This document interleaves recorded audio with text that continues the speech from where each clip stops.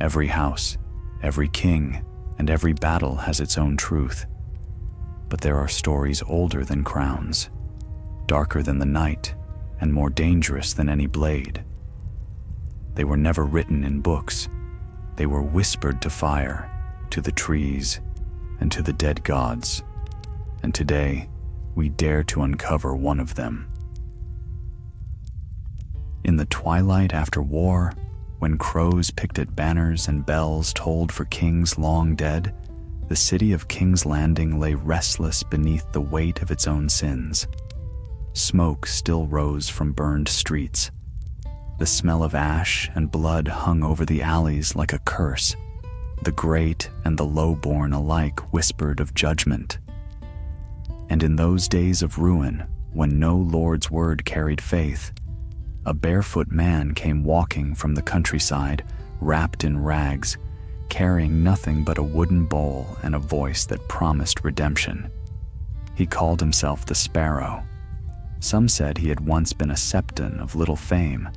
Others claimed he was a farmer whose family had been butchered in the wars. Whatever his past, his eyes were clear and his words sharp as glass. "The Seven watch us still," he cried in the streets. "Though kings forget their oaths and knights their vows, the gods see, the gods remember." And the people listened. Among the crowds stood Marwyn Rivers, a boy grown into a quiet young man of 19, thin as a reed and solemn of face. He had served in the Great Sept since he could walk, scrubbing the marble floors and lighting candles until his hands grew raw. He had seen lords come to confess and walk away unrepentant. He had seen gold buy forgiveness. When he first heard the Sparrow speak, something stirred in him, a strange hope that faith might yet be pure again. In the weeks that followed, the Sparrow's followers multiplied. They called themselves the Faithful Poor. They wore rough gray robes and shaved their heads, walking barefoot through the streets. They preached that the highborn must answer for their sins, that all men were equal before the Seven. When the gold cloaks tried to drive them away, the Sparrow only smiled and kept preaching. Then one morning, word spread that the Queen Mother herself, Cersei Lannister, had summoned the man to the Red Keep. The city buzzed with rumor. Some said she meant to hang him, others that she wished to use him. Marwyn was among the servants who prepared the sept that day. He saw the High Sparrow, as people now called him, stride through the gates, flanked by his barefoot faithful. He did not kneel before the queen. He bowed only slightly, as one equal greets another. Cersei smiled, the smile of a lioness playing with her prey. But when he spoke, calm and fearless, even she seemed taken aback. "I seek no crowns, your grace," he said, "only that sinners may face the gods' justice, be they lord or beggar." Cersei laughed, but there was unease in her gaze. The Sparrow left with her blessing, and by week's end, the faith militant had been restored, holy warriors bearing the seven-pointed star carved into their foreheads. They roamed the city like wolves cloaked in righteousness. At first, Marwyn rejoiced. The whorehouses were closed, the corrupt septons cast out, and beggars were fed in the squares.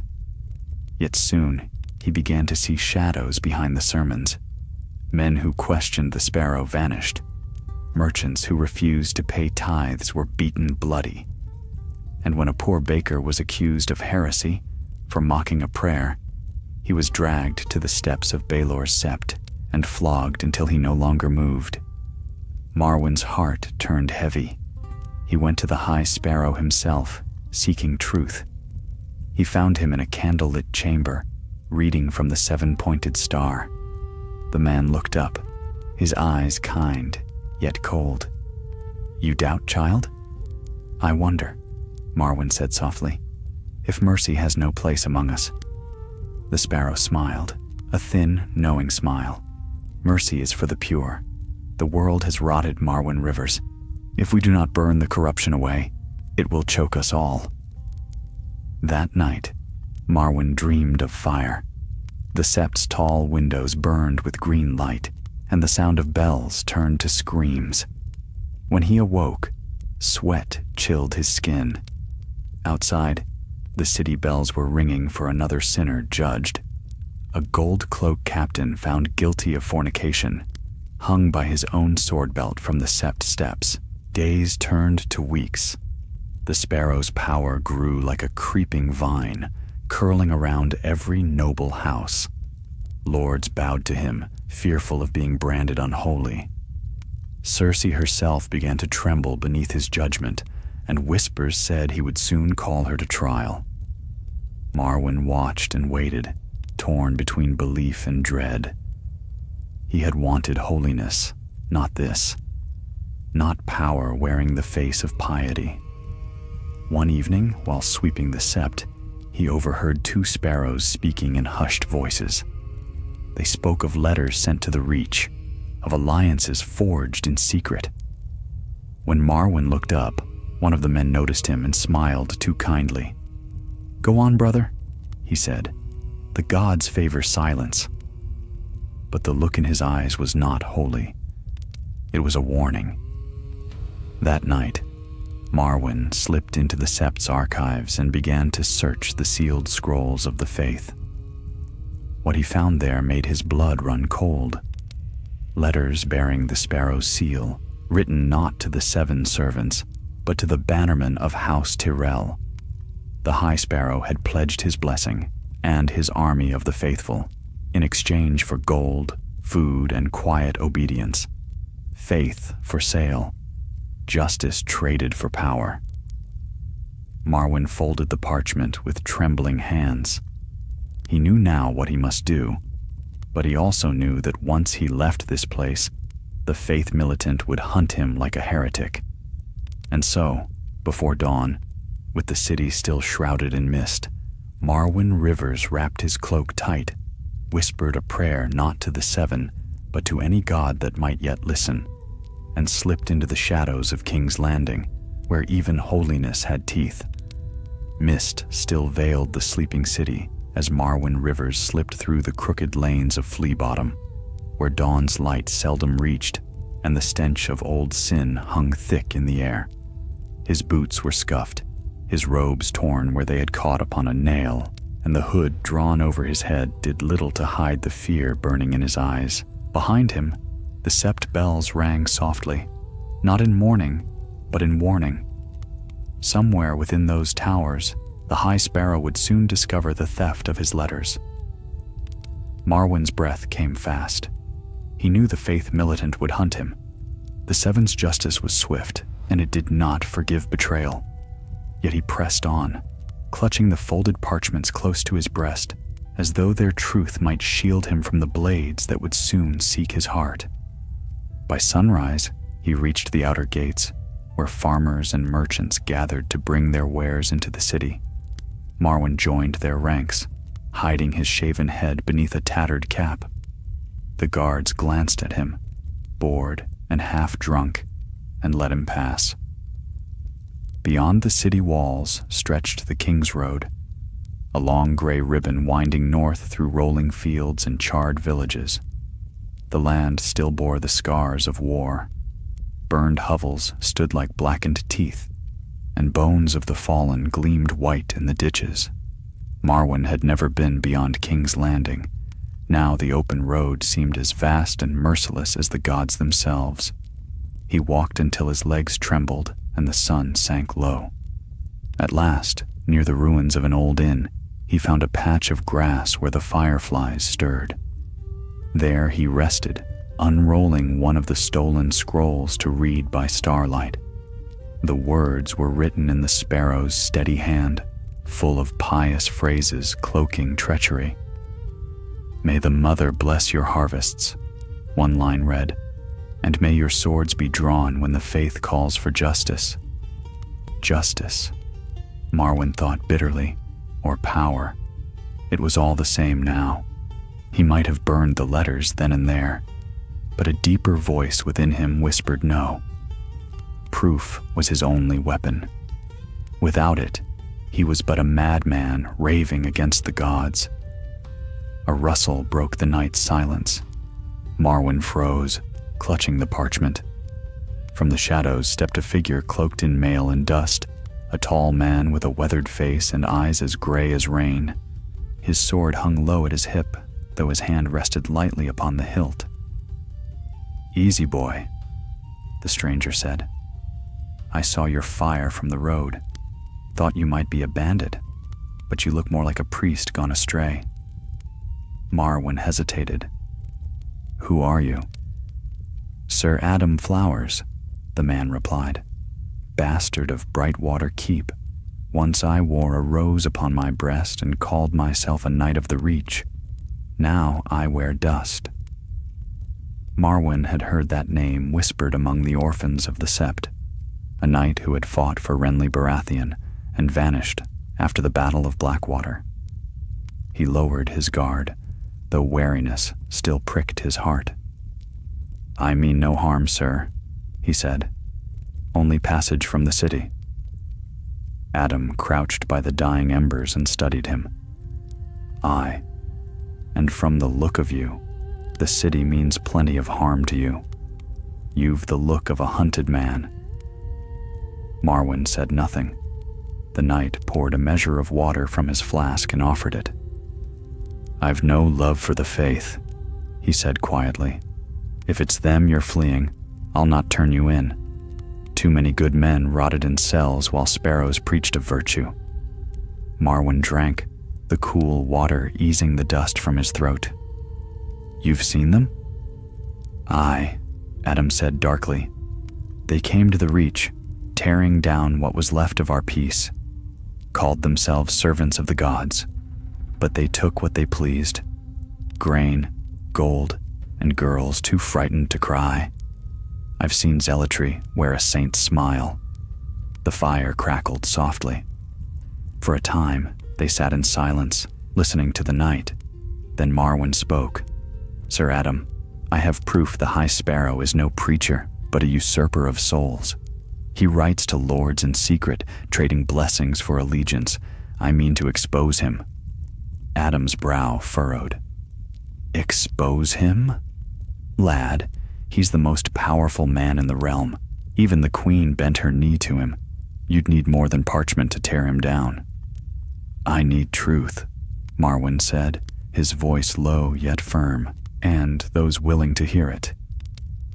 The knight studied him for a long moment, then gave a weary sigh. "You've the fire of a fool, or a hero. Gods help me, I've followed both before." By morning they rode together, Adam on a half-starved gelding, Marwyn upon a mule borrowed from a passing merchant. The road bent west toward the riverlands, where rumor said discontent still brewed among the common folk. There, perhaps, they might find ears willing to listen. But the faith's reach was long. At every village, sparrows preached from the crossroads, their foreheads carved with stars, their voices crying of sin. At inns, men spoke of heretics fleeing justice, of a thief who had stolen sacred letters from the High Septon himself. The descriptions were vague, but Marwyn felt the noose tightening. One evening, as they crossed a ruined bridge, Adam drew rein. "They're close," he muttered. "Faith militant, 4 of them, half a league behind. We'll need to lose them in the woods." The chase began. Through tangled oaks and moonlit glades they rode, branches whipping their faces. Marwyn's mule stumbled, but Adam seized the reins and pulled him onward.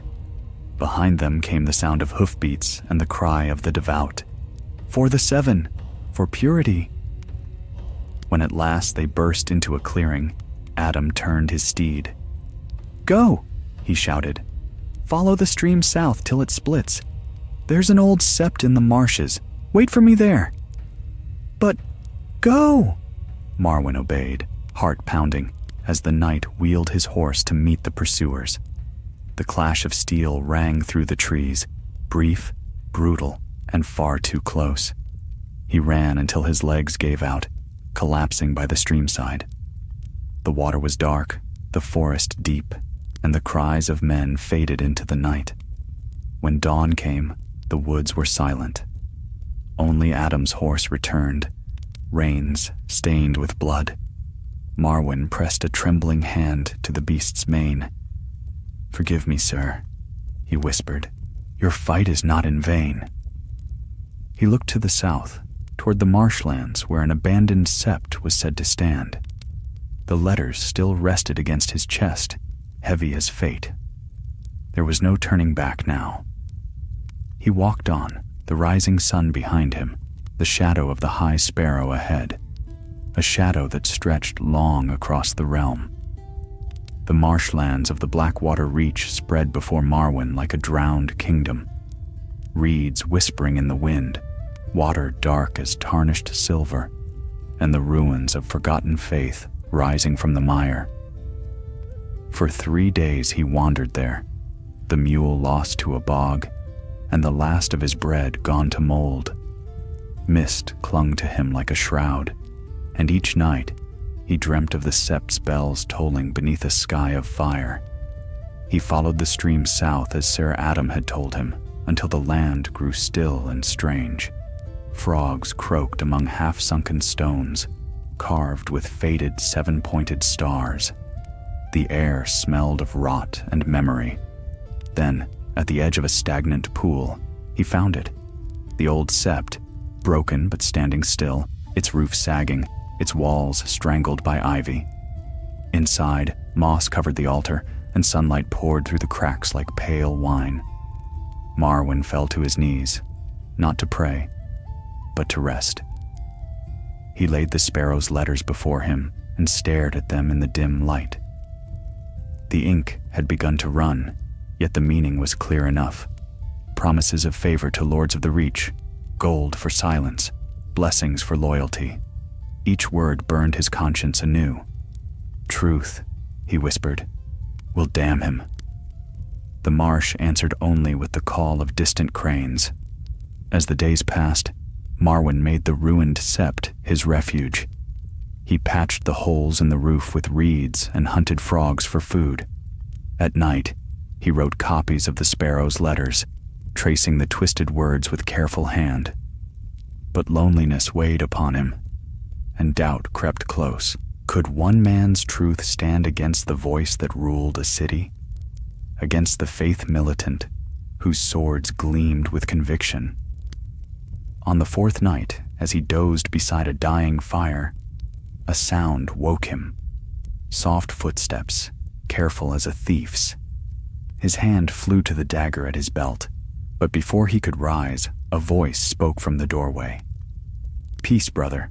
I come unarmed." A woman stepped into the light. She was cloaked in rough spun, her face half hidden by the hood, but her voice carried the calm of habit and prayer. "You are far from the sept of Baelor," she said, "and further still from safety." Marwyn stared at her warily. "Who are you?" "Septa Lyra," she said, "once of the starry sept. I heard whispers of a heretic in the marshes. I feared they spoke of another zealot come to preach." "I am no preacher," Marwyn said, "so I see." She glanced at the parchments upon the altar, her gaze sharp. "You steal from the High Septon himself." "I steal nothing. I reveal what he hides." Something in his tone softened her expression. She stepped closer, pulling back her hood. Her face was lined but strong, her eyes gray as winter clouds. "Many have spoken against him, boy. Few lived long enough to prove their words." "I have proof," Marwyn said, pushing the letters toward her. "He barters with lords, sells justice for gold. This is not faith, it is rule by fear." Septa Lyra read in silence, lips moving faintly. When she finished, she looked up, her voice low. "If this is true, the gods weep. Yet truth in this world weighs less than silver. The Sparrow commands the hearts of thousands. You would need a host to stand against him." "I have none," Marwyn said, "only these." Lyra smiled sadly. Then you have more than most.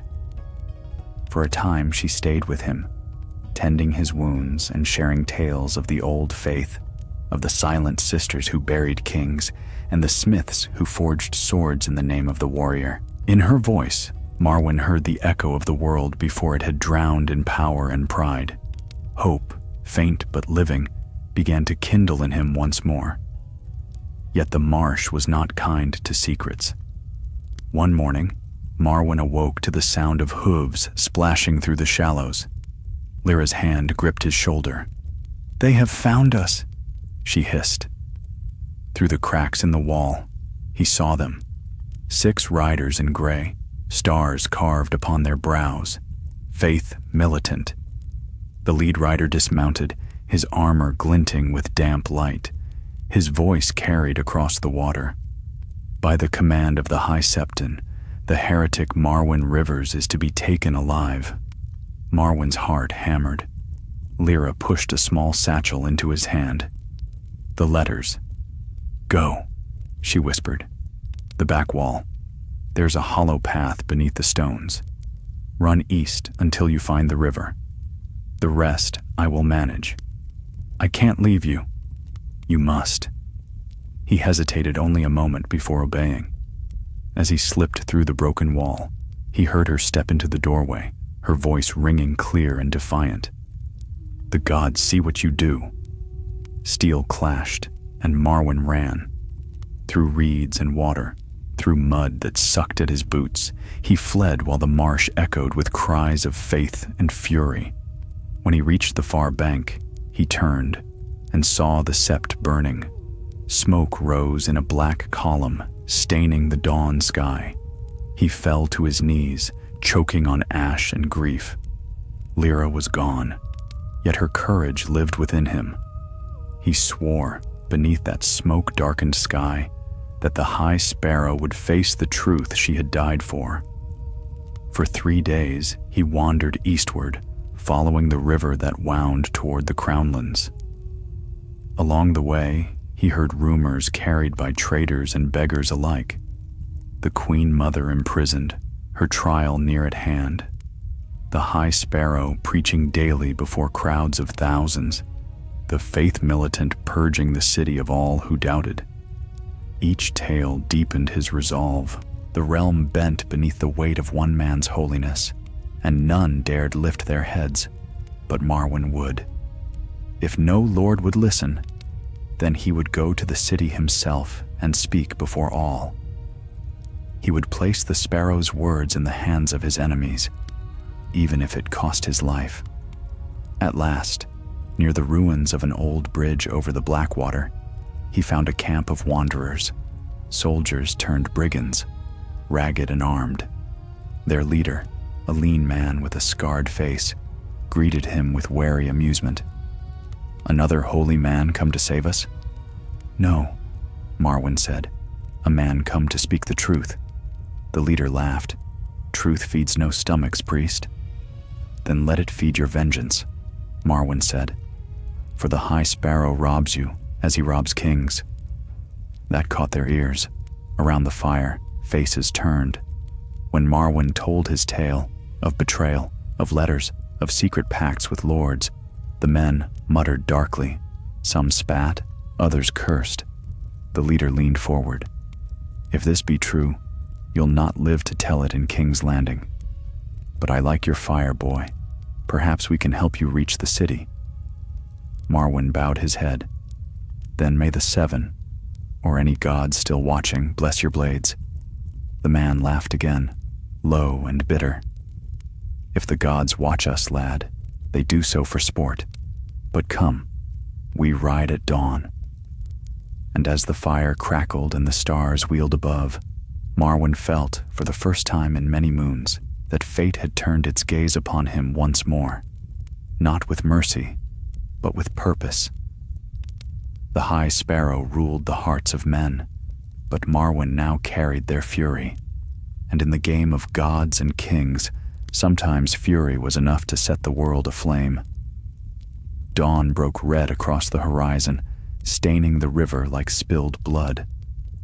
Marwyn rose from his bed of reeds, his limbs stiff, his mind a storm of memory and resolve. Around him, the band of wanderers readied their mounts in grim silence. They were no knights, only broken men of war, deserters and sellswords too weary to remember the banners they once followed. Yet they bore their scars proudly, and each had reason to hate the faith militant, whose piety had left their villages burned and their kin dead. Their leader, the scarred man called Ren, tossed Marwyn a threadbare cloak. "If you mean to walk into the lion's den," he said, "you'll need to look less like a lamb. The roads to the city crawl with the Sparrow's spies." "I am no lamb," Marwyn answered, his voice steady, "nor will I hide what I am." Ren grinned at that, a wolfish, weary smile. Brave words for a man with parchment for armor. "But come, priest, let us see if your truth can pierce plate and hypocrisy alike." By midday, they rode east along the riverbanks. The air smelled of salt and smoke, signs that the capital lay near. Farmers turned their faces away as the riders passed, and in the distance the walls of King's Landing rose like a black crown against the sky. The city seemed smaller than Marwyn remembered, though perhaps it was he who had grown. Once he had knelt within those walls to light the candles of the gods. Now he came to set a different fire. As they drew nearer, Ren reined in his horse. "You should know, the Sparrow's men control the gates. The gold cloaks bend the knee to him now. If you walk through those gates alone, you'll not see the morrow." Marwyn looked to the city, his jaw set. "Then I will not walk through them." That night, they camped beneath a copse of withered trees overlooking the Rosby Road. The moon was high when Marwyn rose and moved to the edge of the camp. From his satchel, he drew the letters, the High Sparrow's own hand, and held them to the pale light. "These must reach those who can use them," he murmured. "The Queen's allies, or her enemies, any who would strike against him." Ren joined him, cloak wrapped tight. "You mean to sneak into the Red Keep?" Marwyn nodded. "Cersei Lannister's pride is her weakness, but her hatred is pure. If she learns the Sparrow has deceived even his own flock, she will act."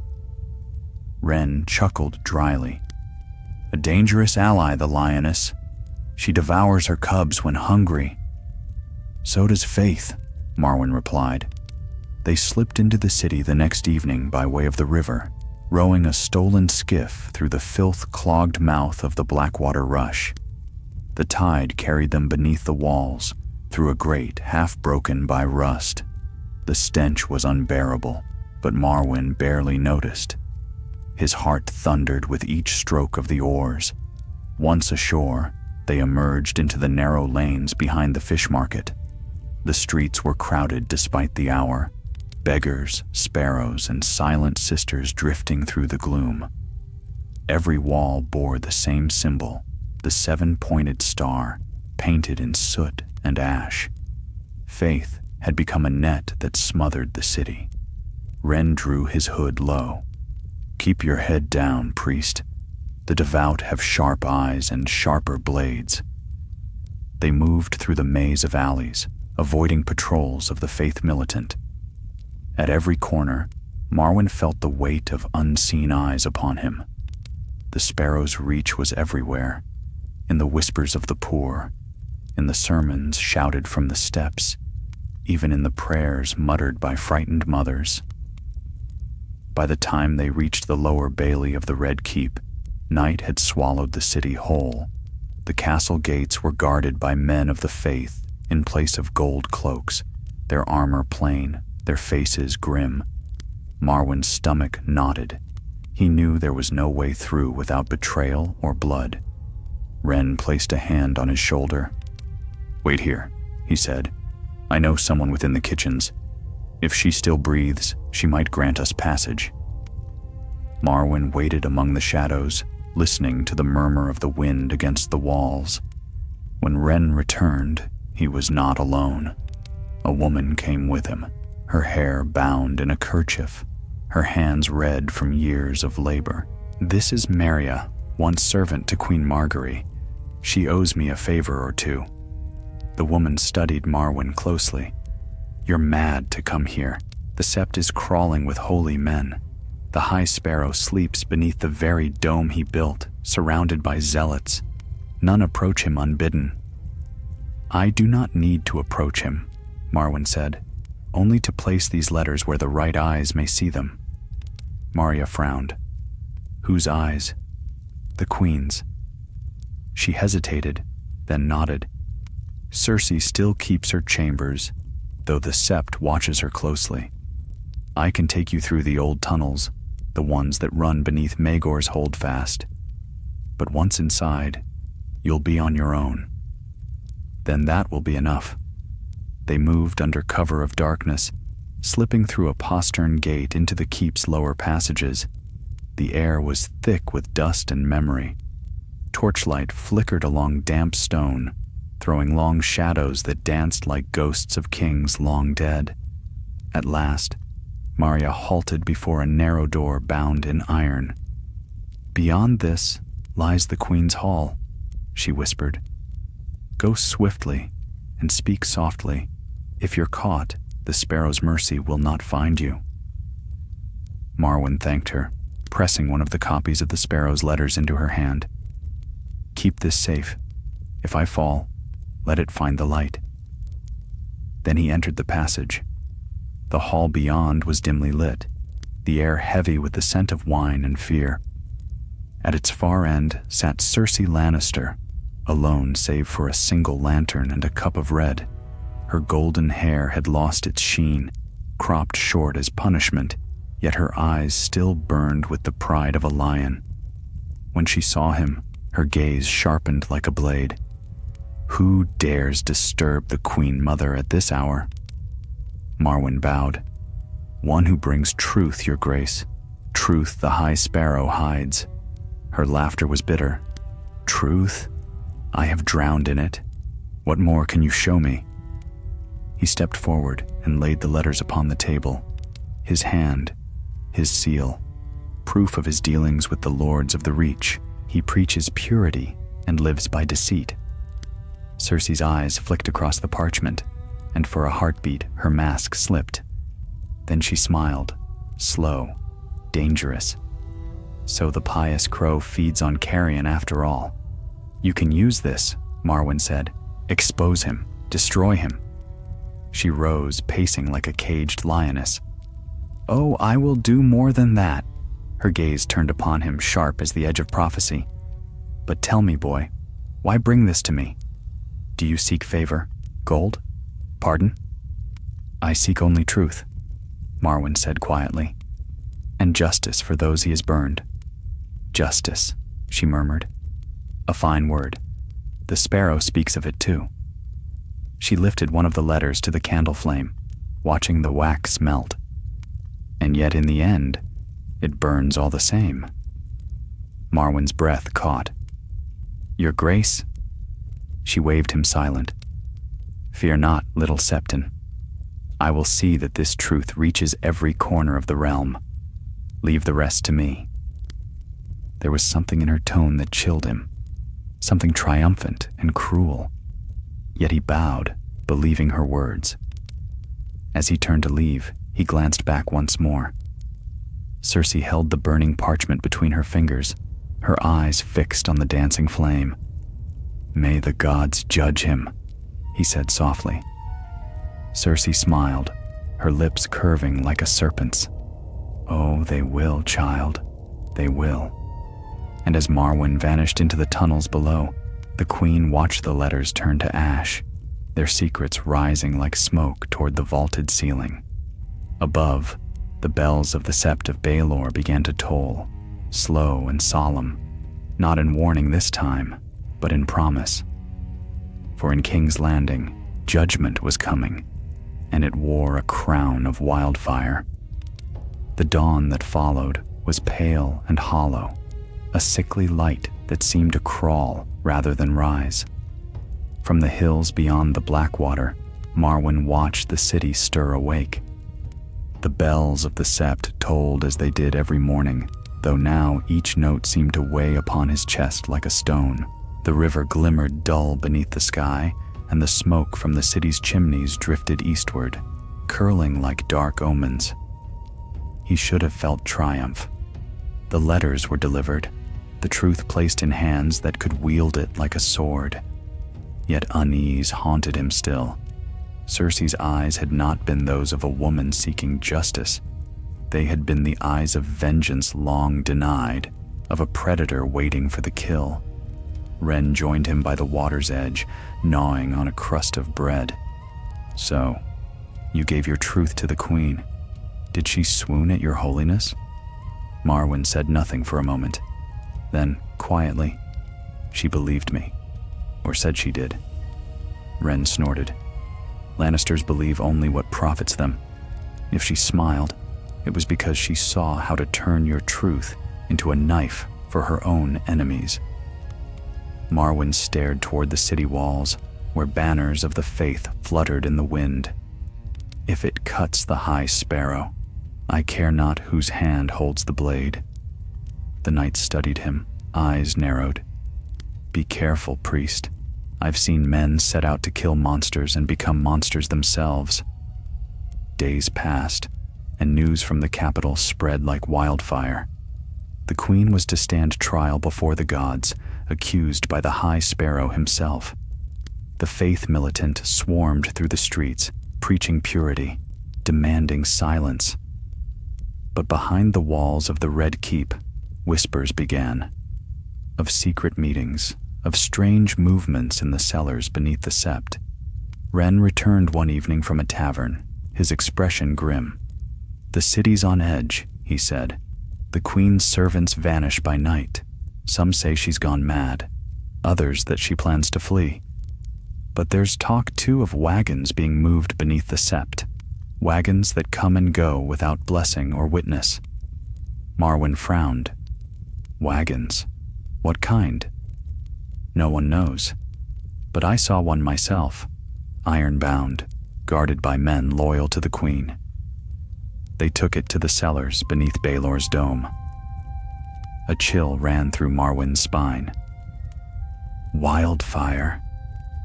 Ren nodded slowly.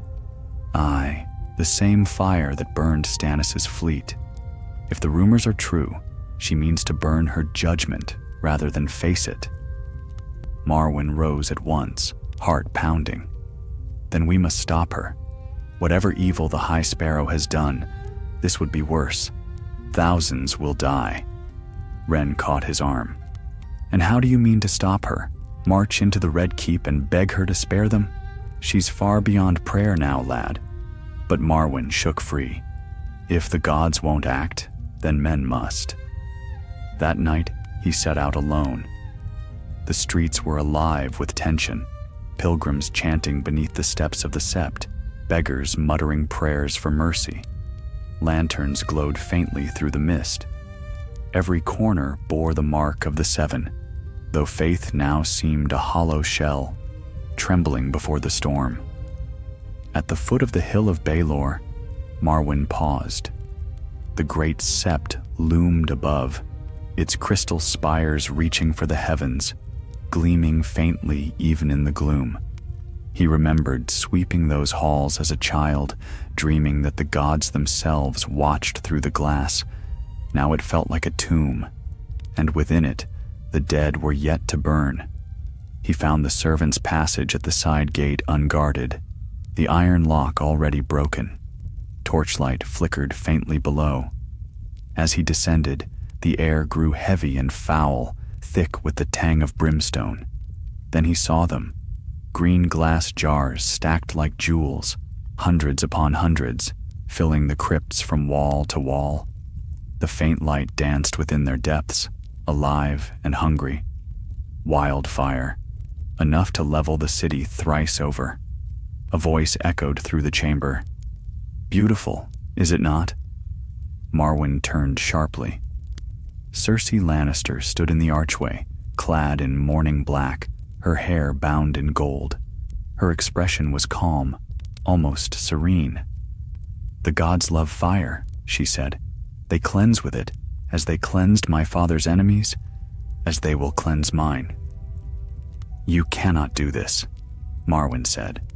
"There are innocents above, children, the poor, the faithful." She smiled faintly. "All are sinners in King's Landing. The flames will spare none, and so all will be purified. The High Sparrow will burn," she said coldly. "As he burned my name, as he burned my son's crown, he wished to be the voice of the gods. Let him speak from the ashes."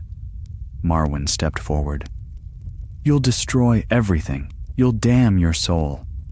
Cersei's eyes gleamed like polished amber. "My soul was sold long ago, boy, but I'll not sell it cheaply." He lunged for the nearest jar, desperate to break it, to release the fire before she could use it. But hands seized him from behind. Her guards, silent as shadows. They threw him to the ground, pinning his arms. Cersei knelt beside him, her perfume thick with wine and roses. "You should thank me," she whispered. "The High Sparrow would have had you flayed for heresy. Instead, you'll die a martyr, one the people will never know." Marwyn struggled, but the guards dragged him to a stone pillar and bound his wrists. He shouted after her as she turned to go. "He was a hypocrite, yes, but you are worse. You wear justice as a mask, just as he did." Cersei paused, glancing back once. "Then perhaps we are both holy in our own way." And she left him there, alone in the dark, surrounded by jars that pulsed with living fire. Hours passed. Above, the bells began to ring. Marwyn could hear the faint murmur of voices, the crowd gathering for the Queen's trial, the hymns of the faith. He closed his eyes, whispering a prayer to gods he no longer trusted. Then came a sound like the breath of a dragon, a hiss, a sigh, and the world turned green. The earth shuddered as light erupted through stone and sky. The sept of Baelor blossomed into flame, a column of emerald fire reaching toward the heavens. The sound was beyond thunder, a roar that swallowed screams, prayers, and the tolling bells alike. When the smoke cleared, the hill of Baelor was gone. In its place yawned a crater, deep and black, the Sept, the High Sparrow, his followers, the nobles gathered for judgment. All had been erased in a heartbeat. Somehow, Marwyn lived. The blast had torn the chains from the pillar, flinging him into darkness. When he awoke, half blind and burned, he crawled through the wreckage, coughing blood and ash. Around him lay the bones of faith, shattered, smoldering, silent. He staggered into the daylight, the sky above choked with green mist. King's Landing burned in the distance, but the city still lived. Bells rang no more. The gods were silent. Marwyn fell to his knees and wept. The High Sparrow's voice was gone, his sermons reduced to smoke. Yet as the wind carried the scent of charred flesh through the streets, Marwyn understood at last, in the game of power, faith was merely another weapon. The High Sparrow had sought to rule through purity, Cersei through vengeance. Both had cloaked ambition in righteousness, and both had led their followers into fire. And as Marwyn rose, his robes blackened, his hands trembling, he swore that he would never again kneel before a crown or a god. He would walk the realm as witness, bearing the tale of the holy hypocrite and the Queen of Ashes, that men might remember what faith becomes when it serves power instead of truth. So ended the reign of the High Sparrow, not with a prayer, but with a flame that devoured prayer itself. Smoke lay over the ruins of King's Landing like a burial shroud. For 7 days the fires smoldered, coughing green sparks that drifted above the rooftops and turned the sunrise into a haze of poison. Crows gathered in black clouds, and the air was thick with the smell of ash and flesh. Marwyn Rivers wandered among the wreckage, half mad from pain and grief. His hands were blistered, his robe scorched to tatters, yet he could not bring himself to flee. The city that had once been his home lay in ruin. The great sept was gone, the hill of Baelor carved to a pit of molten glass. The poor wailed in the streets, crying out to gods that no longer answered. Everywhere, he saw the faces of those who had believed, the mothers who had prayed for mercy, the beggars who had sung hymns for bread, the young sparrows who had carved the seven-pointed star into their skin. They had followed the high sparrow's words as if they were light in darkness, and in the end, that light had burned them all. Marwyn found shelter in the shell of a ruined inn by the river. The walls were black with soot, the roof half collapsed. There, amid the ashes, he tore strips of linen from a dead man's cloak and bound his wounds. When he looked into a shard of broken glass, he hardly knew his own reflection. The gentle youth who had once swept the marble floors of the sept was gone. In his place stood a hollow-eyed wraith, smoke still clinging to his hair. That night, he dreamed of fire. Again and again, he saw the high sparrow standing amid the flames, his bare feet sinking into molten stone. The man smiled as the world burned, his voice calm and sweet. "The gods see," he said. "The gods remember." Marwyn woke screaming, the echo of those words ringing in his ears. By morning, he could bear the city no longer. Taking a rusted dagger from a fallen guard, he set out through the charred streets toward the gates. The survivors watched him as he passed. Hollow faces, soot-streaked, their faith shattered. A few still clutched wooden icons of the Seven, though their eyes were empty of hope. When he reached the river gate, a company of Lannister soldiers blocked the road. They were grim men, weary and gray with ash. Their captain, a broad man with a burn scar down his cheek, raised a hand. "Hold there," he barked. "No one leaves without writ from the queen." Marwyn lifted his head. "There is no queen," he said softly. "Only ashes." The captain's eyes narrowed. "What's your trade, boy?" "I was a septon," Marwyn answered. "Once." A murmur ran through the guards. One spat to the ground. "A sparrow, then. We've had enough of your kind. Begone before we hang you for holy lies." Marwyn met his gaze without fear. "Hang me if you must. I have seen worse than death." Something in his voice gave the captain pause. After a moment, he waved his hand. "Let him go. The gods can judge him now." And so Marwyn passed beyond the gates of King's Landing, into a world that seemed smaller and sadder than the one he had known. The fields along the road were blackened, the villages empty.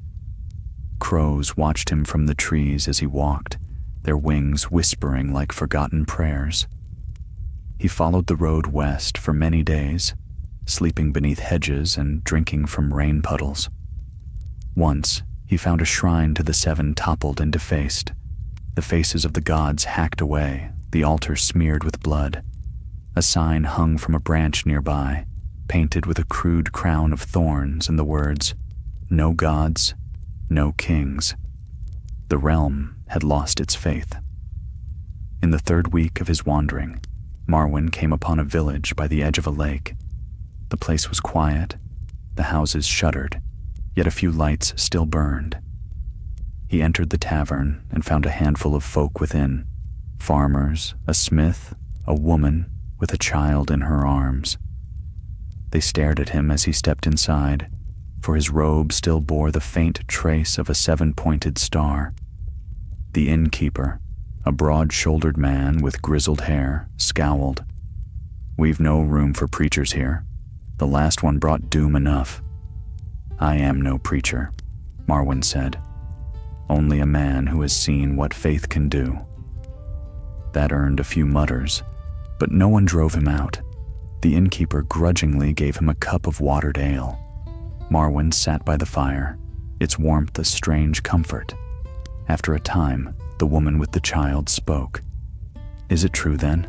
The High Sparrow's dead?" Marwyn nodded. "All of them are. The Queen, the court, the Sparrows, the lords. The sept is gone." The woman crossed herself, whispering a prayer. "Then who'll save us now?" "No one," Marwyn said quietly. "No one but ourselves." A heavy silence followed. The smith spat into the fire. "Then the gods are dead, same as their servants. Good riddance, I say." Marwyn looked up at him. "The gods were never dead, only forgotten. Men killed faith, not the other way around." The smith sneered. Easy for a holy man to say after his church burned the world. Marwyn said nothing more. He drank the last of his ale, then rose to leave. As he stepped into the cold night, he heard the child's voice behind him. "Mister, will the gods ever come back?" He turned and met the girl's wide eyes. "Perhaps," he said, "when men are ready to listen again." He left the village before dawn, walking west along the lakeshore. The land grew wilder with each passing day, the air sharper, the nights colder. Once he passed a band of refugees heading east, their carts laden with scraps of broken idols. They did not speak, but one woman offered him a crust of bread. He thanked her, and she only nodded, as though sharing bread was prayer enough. At last, he reached the foothills of the Westerlands, where the ruins of war gave way to quiet forests. There, he built a small hut by a stream, no larger than a shepherd's shack. For the first time in years, the nights were still. He mended his wounds, hunted what little he could, and tried to forget the faces he had lost. Yet peace would not come. Each time the wind sighed through the trees, he heard the echo of the sparrow's voice. Each time the fire crackled, he saw green flame dancing in the smoke. One evening, as the sun bled across the horizon, a rider appeared on the road. A boy scarcely 16, wearing the plain robes of a novice. He hailed Marwyn with trembling voice. "Are you the Septon who survived the fire?" Marwyn hesitated. "I was once," he said at last. "What do you seek, boy?" "Hope," the novice said. "They say you carry the last words of the High Sparrow, that you know the truth." Marwyn looked to the west, where the mountains glowed like dying embers. "Truth?" he murmured. "A dangerous thing. It burns as surely as wildfire." Still, he led the boy inside and set a pot upon the fire.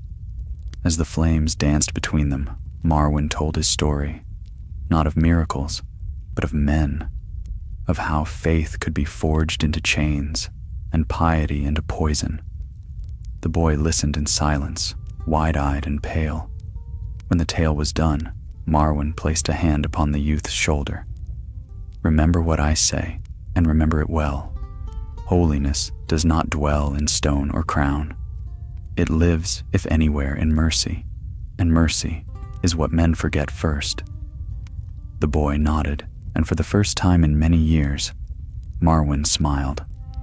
Perhaps there was hope yet, not in kings or sparrows, but in the hearts of those who still listened.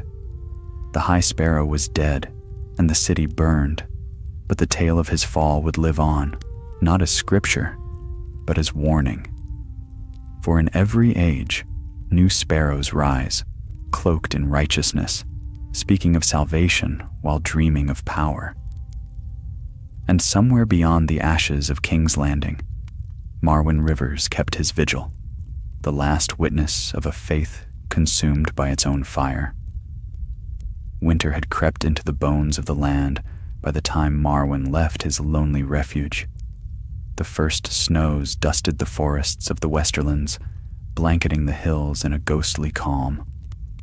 Birds had flown south, and even the streams spoke in whispers beneath their crust of ice. He packed what little he owned, a worn cloak, a dagger, and a bundle of parchments that bore no seal of faith, and set his steps east once more. For though he sought peace, peace would not have him.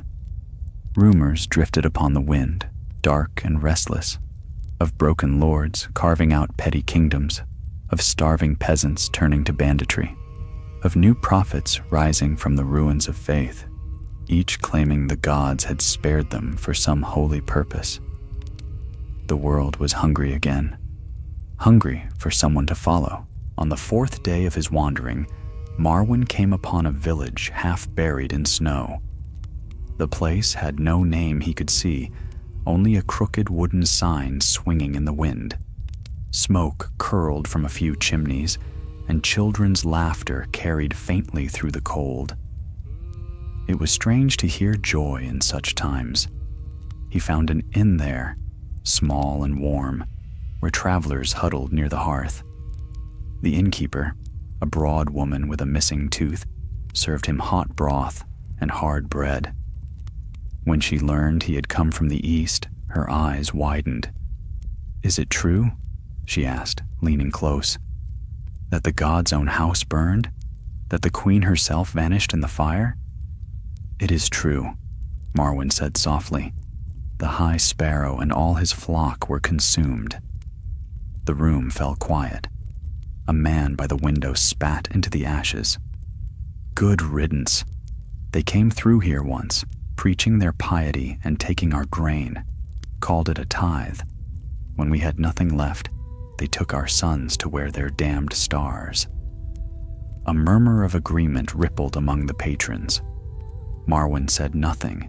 He had heard such bitterness before, and no words could ease it. But later, when the fire burned low and the wind howled beyond the shutters, the innkeeper spoke again. "There's a man in these hills," she said, "calls himself Brother Tom, says the gods spared him to rebuild the faith. Folks go to him for blessings. He takes no coin, only vows."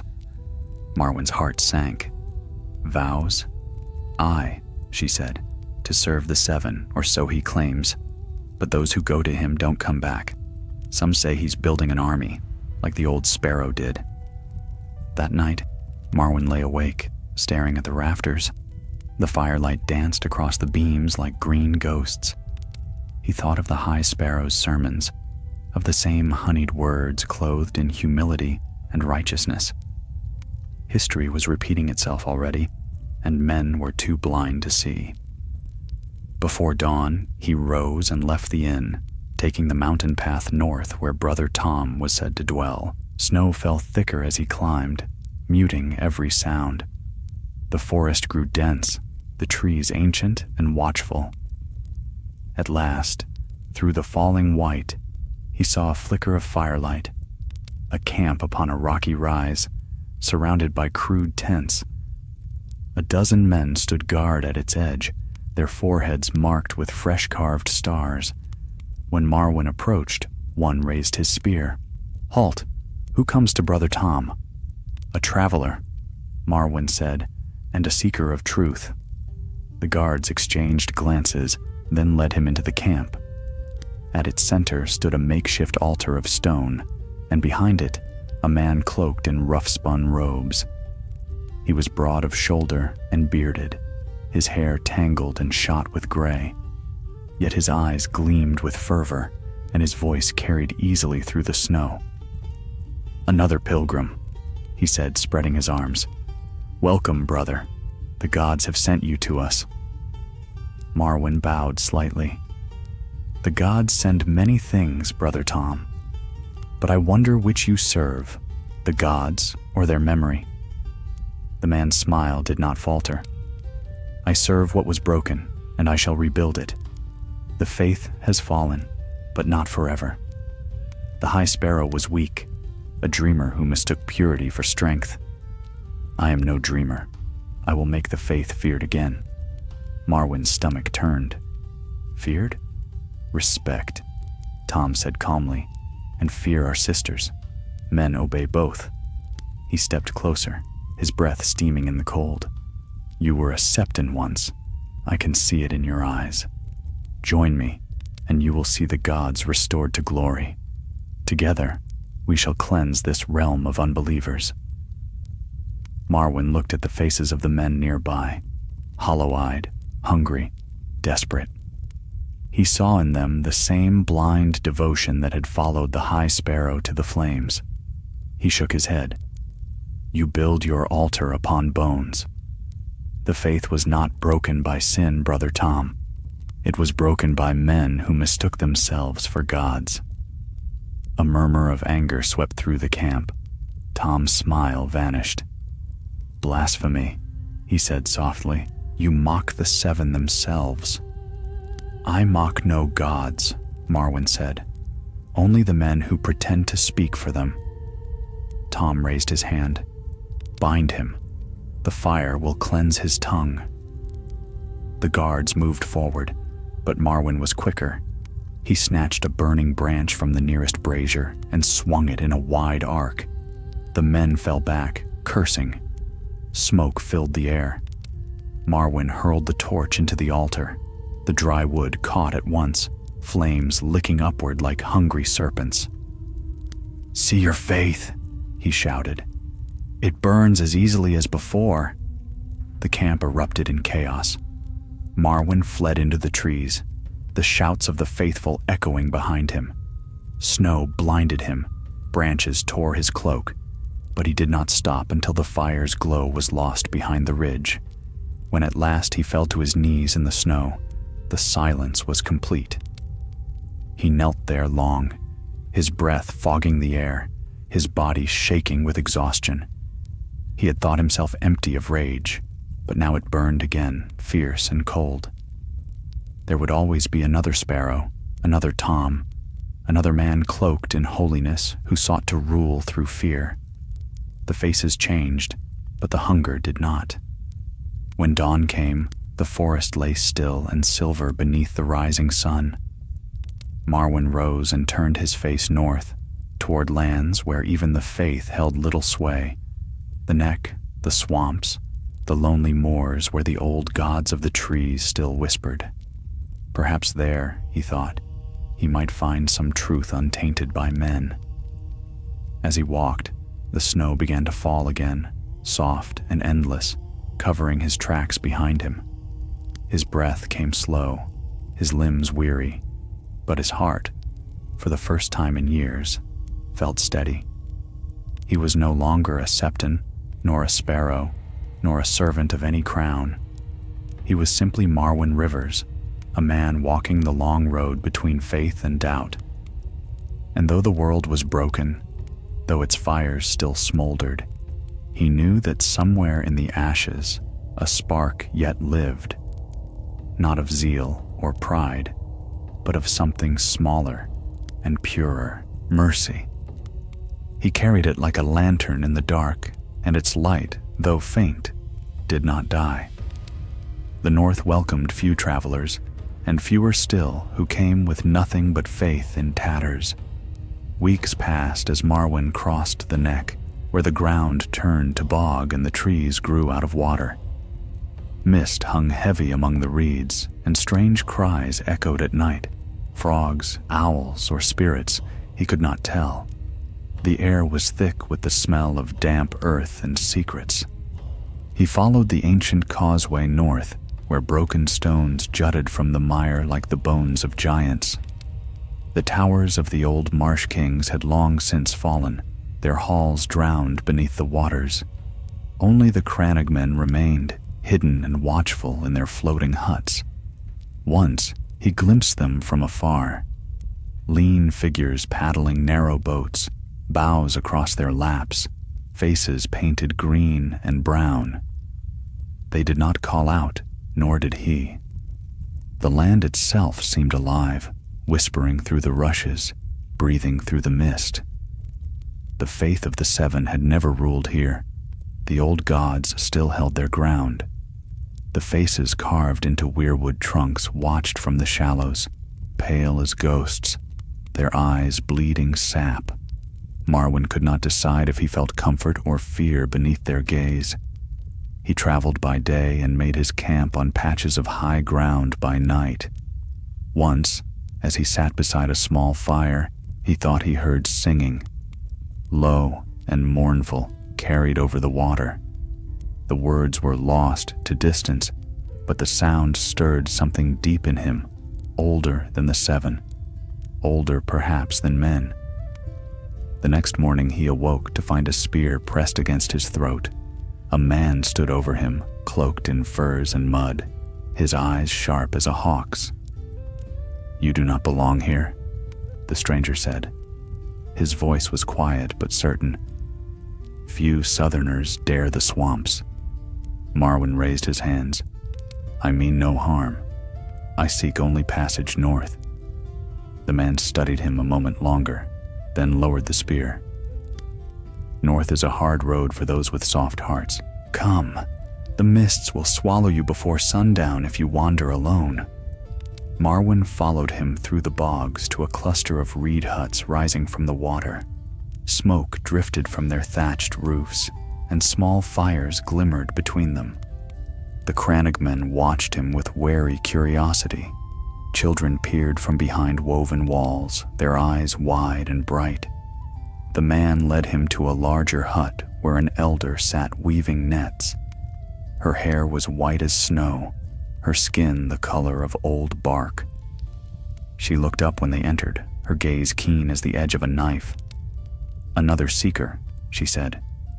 "You have the look of one who has lost his gods." Marwyn bowed.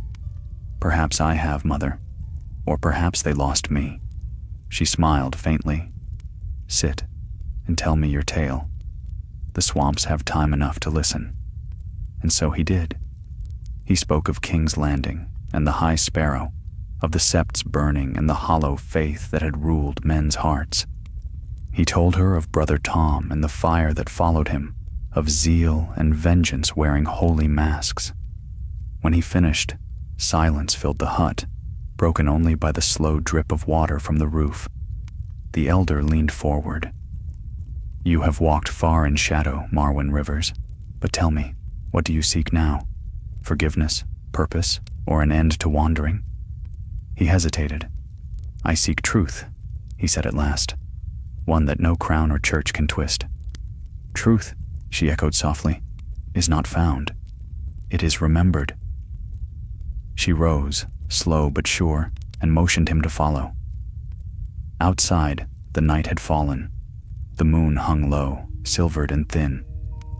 She led him through the reeds to a clearing where a single weirwood stood, its roots sunk deep into the mire.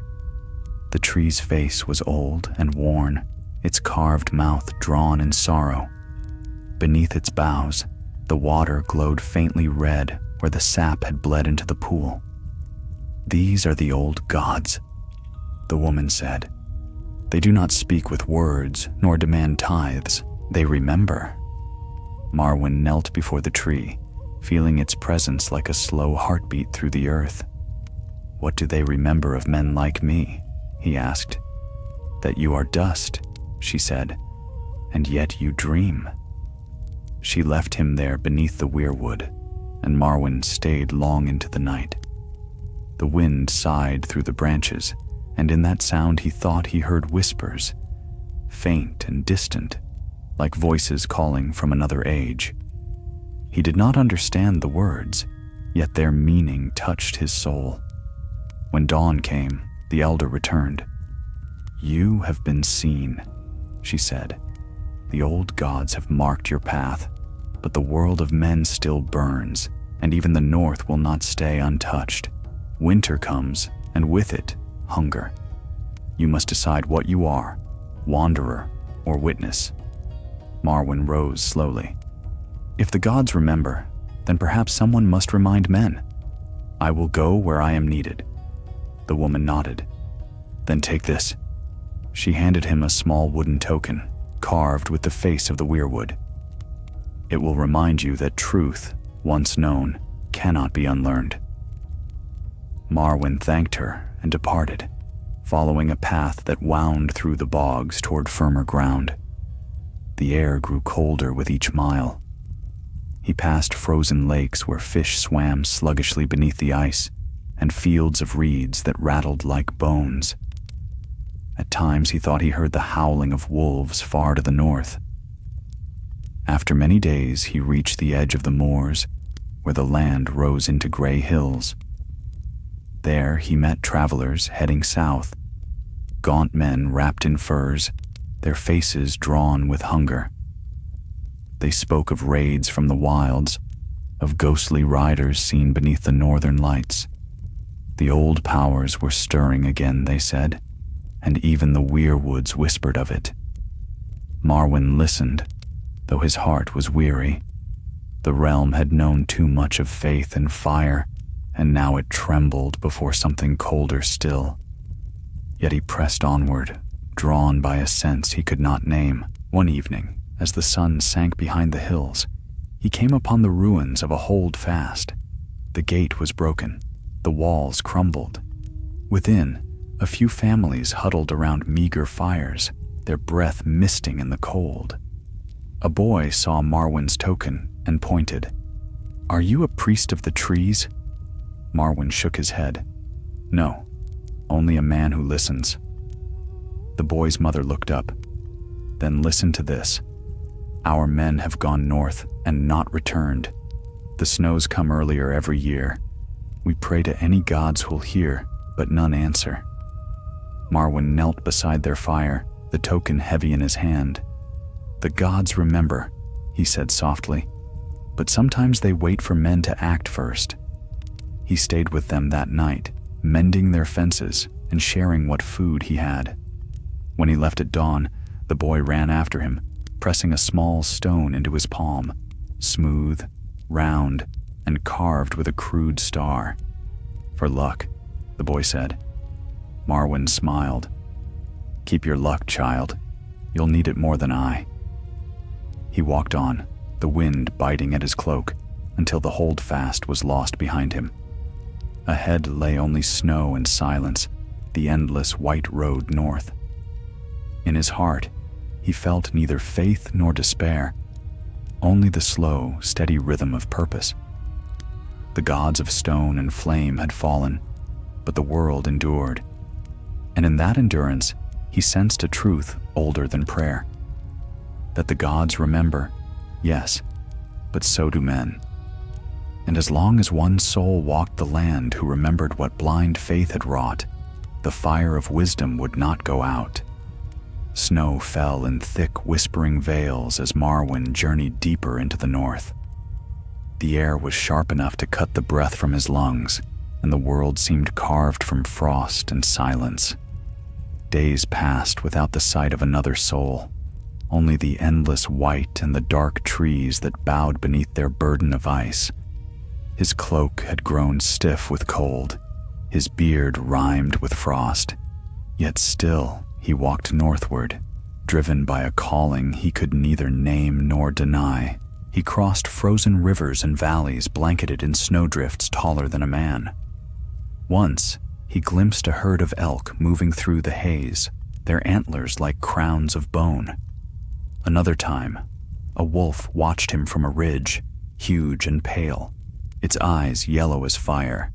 It did not attack, only turned and vanished into the storm, as if acknowledging a fellow wanderer of lost paths. Marwyn had ceased to count the days when he found the village. It lay hidden in a hollow of the hills, half buried by the winter snows. Smoke curled faintly from stone chimneys, and the sound of hammers carried through the still air. He approached wearily, his steps slow, his body trembling with cold. The villagers watched his approach with suspicion, ragged men and women wrapped in furs, their faces wind-burned and wary. An old man with a blacksmith's arms and a frost-white beard stepped forward, leaning upon a hammer as if it were a staff. "You're far from home, stranger," he said. "Few come this way unless they're chased by ghosts or hunger." Marwyn bowed slightly. "Perhaps both," he said. "I seek no shelter long, only rest by your fire." The blacksmith studied him for a moment, then grunted. Fire we have, though little else. Come then, before you freeze where you stand." Inside the smithy, warmth hit him like a blow. The forge glowed dull red, the scent of iron thick in the air. Marwyn thawed his hands over the coals while the smith watched him. "Name's Roder," the man said at last. "And you?" "Marwyn," he answered simply. Roder nodded toward the token that hung from Marwyn's neck, the weirwood carving the elder woman had given him. "You a god-man, then?" "I was," Marwyn said quietly. "Once I spoke for gods who never listened. Now I listen, though they seldom speak." The smith gave a short laugh. "That's wisdom enough for the north." He poured them both ale, weak but warm. As they drank, Marwyn listened to the hammer's rhythm and the hiss of the snow outside. The villagers spoke little, but the silence here was not cruel. It was the silence of endurance, of people who had learned that words did not fill bellies nor drive back winter. That night, Roder offered him a bed in the loft above the forge. As Marwyn lay awake, staring at the rafters, he heard the low murmur of voices below. The smith was speaking to another man, a hunter by the sound of his tread. "They say shadows move on the ice," the hunter whispered. "Shapes that walk like men but are not. I found tracks 2 days south, frozen deep, yet fresh as breath." "Old tales," Roder muttered. "Ghosts to frighten children." "I know ghosts, Roder. These were colder." Marwyn's heart stirred. He remembered the elder's words. The world of men still burns, but cold comes to quench it. He closed his eyes, and unease followed him into sleep. At dawn, he asked the smith about the hunter's tale. Roder frowned. "The lad sees too much. A storm moves down from the frost fangs. Men vanish in such weather, and he blames it on phantoms. But you're welcome to see for yourself if your feet are still restless." "I have walked too long to turn back now," Marwyn said. The smith nodded. "Then take care. The North remembers, they say, but some memories are best left buried." He gave Marwyn a fur-lined cloak and a half-rusted sword, relics of wars long past. By midday, Marwyn had left the village behind. The snow deepened, the light dimming to a ghostly gray. The wind howled across the hills, and every gust carried voices, faint, mournful, like distant chanting. He walked until night fell and the storm rose around him. He found shelter in the ruins of an old watchtower, its stones half swallowed by ice. Inside, he lit a small fire, feeding it with scraps of wood and torn cloth. The flames cast dancing shadows on the walls, revealing carvings worn by age.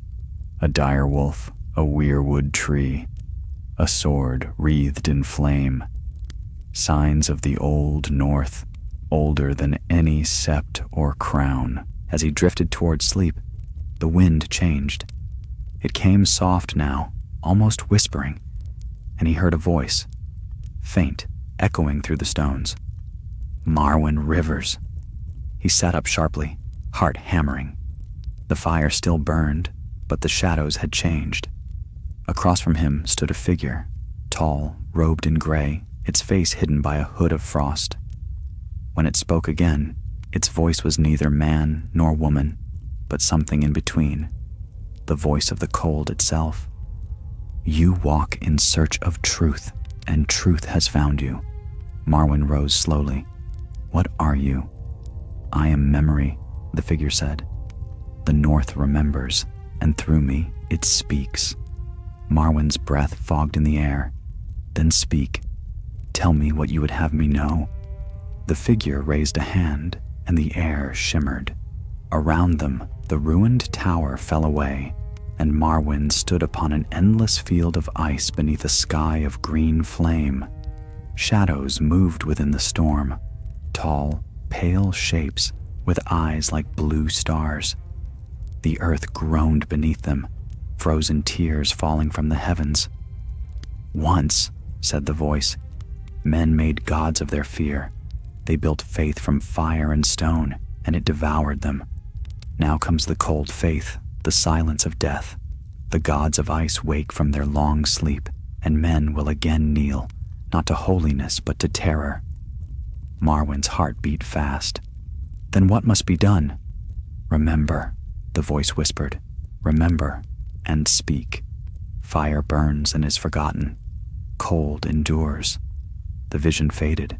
The figure was gone. Only snow drifted through the gaps in the wall, and the fire had died to embers. Marwyn knelt in the dark, the words echoing in his mind. "Remember and speak." When morning came, he left the tower and descended from the hills. The storm had passed, leaving the world sharp and clear.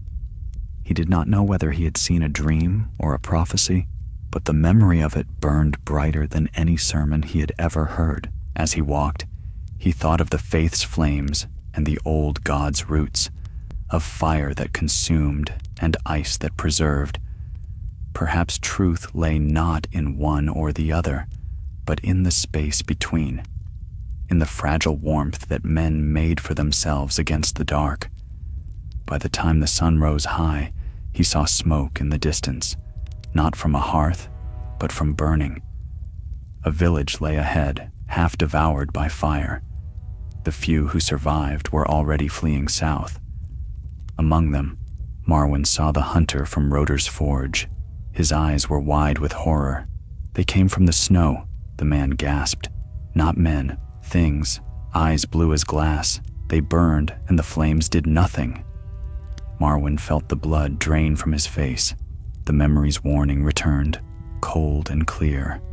Fire burns and is forgotten. Cold endures. He turned north once more, the wind at his back. The storm was gathering again, and within it, he heard the echo of the gods' last laughter, not cruel, but ancient and vast. The world was changing, as it always had, and Marwyn Rivers, once a servant of false faiths, now walked as witness to the birth of another, the cold gospel of the end. The land grew harsher with each passing day as Marwyn pressed northward, following the faint line of the King's Road where it vanished beneath the snow. Trees thinned into skeletal ranks, their branches clawing at the gray sky, and the wind blew sharp as a knife, carrying whispers of something vast moving in the far-off wastes. He walked until the world became a white silence, broken only by the crunch of his boots and the distant caw of ravens. At times he wondered if he had crossed into death itself. The sun rose weak and low, little more than a pale ember, and the stars came out by day. Still, he walked, guided by instinct, by purpose, by the quiet fire that refused to die within him. When he reached the foothills of the Frostfangs, he saw the wall for the first time. It loomed across the horizon like a mountain carved of light, blue and cold, stretching from one end of the world to the other. Its crown vanished into mist, and its shadow lay long across the frozen land. He had heard tales of it since boyhood, the wall that kept the realm safe from the wild things beyond, the barrier raised by heroes long dead. Yet in that moment, he saw not safety, but warning. The wall was not a gate, but a grave marker, built to remind men of what they had once feared. He came upon the road that led to Castle Black by dusk. Smoke rose from the fortress, faint and thin, a single line against the dark. The great gate stood open, its iron teeth rimed with frost. A few men of the watch lingered by the fires within, their black cloaks heavy with snow. One hailed him as he approached. "Another pilgrim come to freeze?" the man called. "You'll find no gods here, stranger, only cold and duty." Marwyn bowed his head. "I've known both before. Perhaps I'll fare better with the cold." The guards chuckled, though there was little mirth in it. They led him to the warmth of the hall, where the men of the watch sat drinking weak ale and gnawing on hard bread. The years had not been kind to them, gray beards, scarred faces, eyes hollow from long winters. Their captain, a hard-faced man named Sir Halden, eyed Marwyn over the rim of his cup. "You're far from any sept, priest. The faith doesn't reach this far north." Marwyn's gaze drifted to the flames in the hearth. "I am no priest," he said. "Not anymore." Halden snorted. "Then you're a fool. Only priests and fools come seeking truth beyond the wall." "Perhaps I'm both." That night, they gave him a corner by the fire. He listened to the men's talk as he warmed his hands, of wildling raiders, of frozen corpses found standing upright in the snow, eyes open and unrotted. Some swore they had seen lights moving far beyond the wall, blue as ice fire. Marwyn said nothing. He knew the pattern too well, the rise of new fears, new faiths to name them. Fire had failed, and now the cold would rule. Yet something deeper than fear moved in him. The memory of the voice in the tower, the figure of frost that had spoken of memory and silence, would not leave him. Before dawn, he rose and went to the top of the wall. The climb was long and bitter, the wind tearing at his cloak, but when he reached the summit, the sight stole his breath. The world beyond was endless, a vast ocean of snow and forest stretching into shadow. The air shimmered faintly, green and pale, as if the sky itself burned with hidden fire. He stood there long, the chill biting through his bones, until he heard footsteps behind him. Sir Halden joined him at the edge, his black cloak snapping in the wind. "You mean to go out there?" the captain said, not as question, but as fact. Marwyn nodded. "There is something I must see." Halden spat into the snow. "Beyond the wall there's only death. The dead don't care for truth." "Then perhaps truth lives among them," Marwyn said quietly. The captain studied him for a long moment, then sighed. "You won't come back. But if madness drives you, take this." He held out a short blade, black as night. "Dragonglass. It kills the cold ones, if the tales are true." Marwyn took it, the obsidian hilt cold against his palm. "My thanks, Sir Halden." "Don't thank me. Just die quiet if you must." When the gate groaned open, the cold poured through like breath from a grave. Marwyn stepped beyond, into a world untouched by warmth. The snow lay deep, the trees silent. No bird sang, no wolf howled. Only the sound of the wind filled his ears, low, steady, endless. He walked for hours, the wall shrinking behind him until it was but a pale scar on the horizon. At last he came upon a field of standing stones, half buried beneath the frost. They were old, older than men, older perhaps than the wall itself. Strange runes curled across their faces, worn smooth by time. There, in the stillness, he felt it. A presence, vast and patient. The air grew colder, the snow trembling beneath his feet. Slowly, he turned. They were there, tall as men, pale as moonlight, their armor glimmering like frozen glass. Their eyes burned with the same cold fire he had seen in his visions, the color of death before dawn. They did not move, nor breathe, nor blink. The world held its breath with them. Marwyn gripped the dragonglass dagger but did not raise it. Instead, he spoke, his voice trembling yet firm. "I am no foe. I seek the truth of what you are." No answer came. One stepped forward, its face a mask of frost and bone. The wind howled through the stones, and Marwyn thought he heard words in it, not in any tongue of men, but older, raw, vast. "You are memory," he whispered, recalling the figure's words, "and memory does not die." The creature tilted its head, a gesture eerily human. Then, with a motion faster than thought, it struck. Marwyn fell backward, the dagger flying from his hand. The cold bit through his chest like a blade. He gasped, clutching at the wound, but no blood came. Only frost. The creature loomed above him, its eyes burning brighter. Then it turned and was gone, vanishing into the snow as silently as it had come.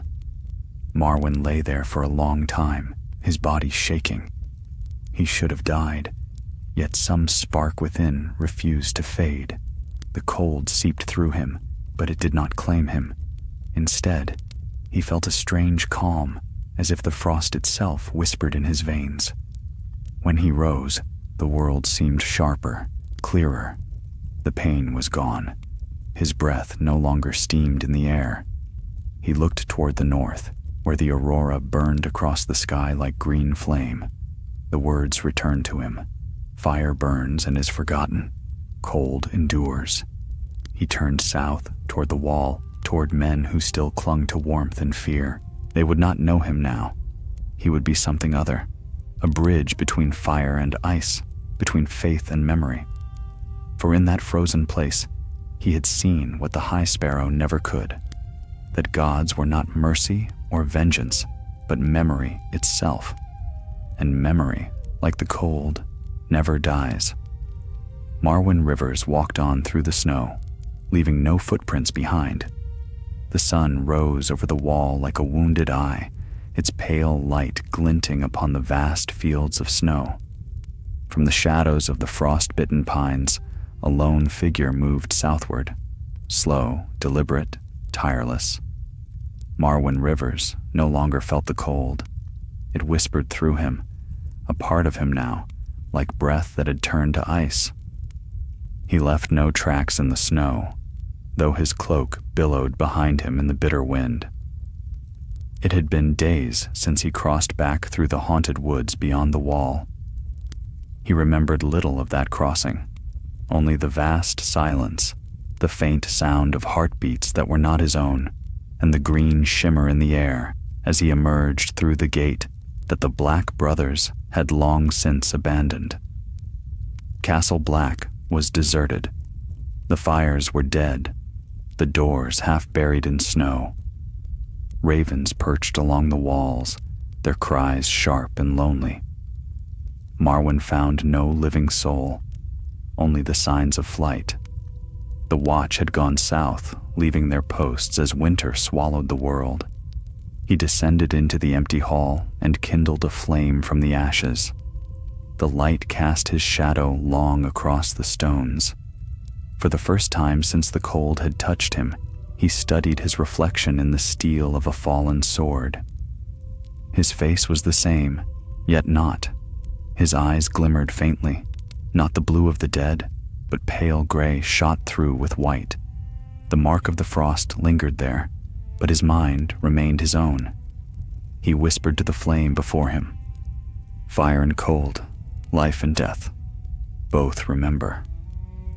The words seemed to calm him. He gathered food, cloaks, a horse from the stable that had survived the storm, and began his journey south. For days, he rode through lands drowned in snow. The wilds had crept south with the frost. Forests, once rich with sound, now lay silent, the rivers frozen into veins of glass. He passed the carcasses of deer, the broken shells of villages long since abandoned. Smoke rose here and there, faint and black, signs of men fighting the cold with what warmth remained. Once, near the ruins of a holdfast, he found a band of survivors, a woman and 2 children huddled around a feeble fire. Their faces were pale with hunger. When they saw him, fear flickered in their eyes, for he seemed neither alive nor dead, his movements too still, his breath unseen. He dismounted and knelt beside them. "You need not fear me," he said softly. The woman clutched her children tighter. "Are you one of them?" Marwyn shook his head. "Not of the dead, nor of the living. I am a messenger." The eldest child, a boy of 10, looked up. "From who?" He hesitated. From memory, he said at last. He shared with them his food and built their fire higher. As the flames grew, they relaxed, and warmth returned to their cheeks. Before he left, the woman asked, "Will the gods save us?" Marwyn looked to the horizon, where gray clouds gathered like an army. "The gods remember," he said, "but they will not come. Men must save themselves." She nodded, understanding in her silence what so many priests had never known. When Marwyn rode on, he carried her words with him, as he carried the faint weight of the cold within his chest. Not cruel, but constant, like truth itself. He reached the ruins of Winterfell at dusk. Smoke rose from its towers once more, faint but steady, for the castle lived again under the hands of men rebuilding. The direwolf banners flew tattered and gray upon the walls. He entered the courtyard, where blacksmiths worked beside the rebuilt gates, their hammers ringing like the heartbeats of a world not yet dead. A guard stopped him with a spear. "Your name, traveler?" "Marwyn Rivers," he replied. "I bring no sword, only a warning." The man frowned. "The North has had its fill of warnings. Speak your peace to the Lady of Winterfell if she'll hear it." And so he was brought before her, Lady Sansa Stark, cloaked in fur and iron, her hair red as sunset flame. She regarded him with wary eyes as he knelt upon the stone floor. "You've come a long road, Marwyn Rivers," she said. "Few cross the wall and return. What message do you carry?" He met her gaze. "The cold rises again. What burned in the south was the fire of men's folly. What comes from the north is the memory of what they forgot. The first fear, the old faith. You must remember, my lady. Fire alone cannot hold it back." A murmur went through the hall. Sansa's expression did not change. "We remember," she said quietly. "The North always does. But you speak as one who has seen them." "I have," Marwyn said, "and I have walked among them and lived." That drew silence. Even the guards lowered their eyes. Sansa studied him long.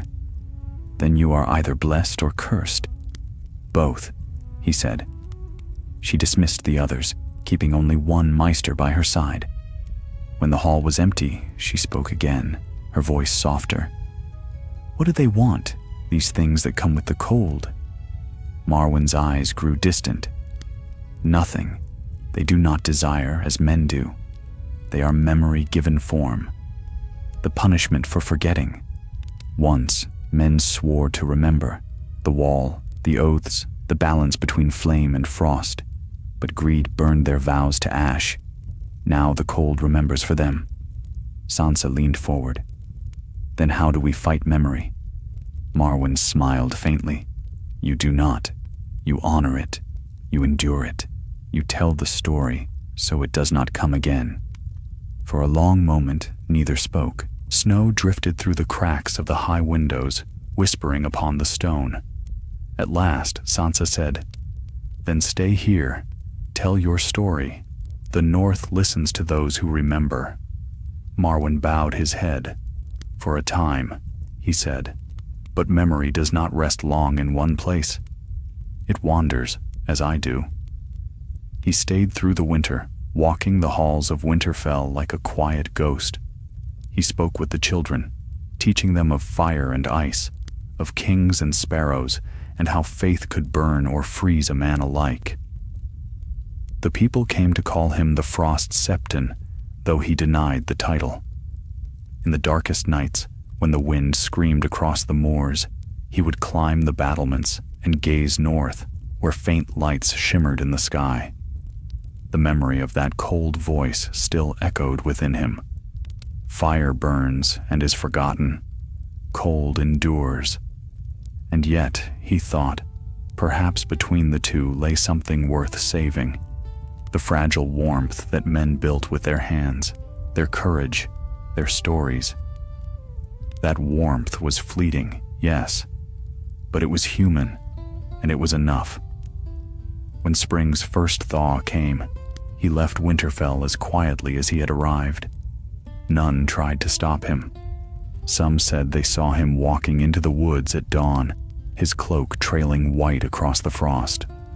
Others claimed he vanished with the melting snow, leaving only a faint mark upon the gate, a circle of ash and ice joined together.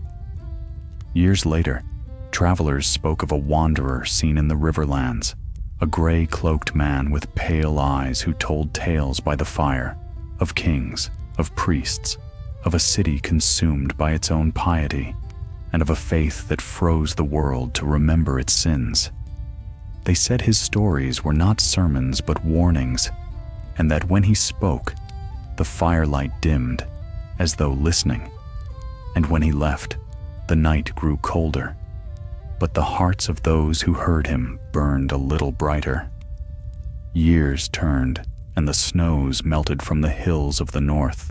Rivers that had lain still beneath their glassy prisons stirred to life once more, whispering through the thawing woods. Crops rose timidly from the blackened soil, and the folk of Winterfell spoke in low voices of renewal.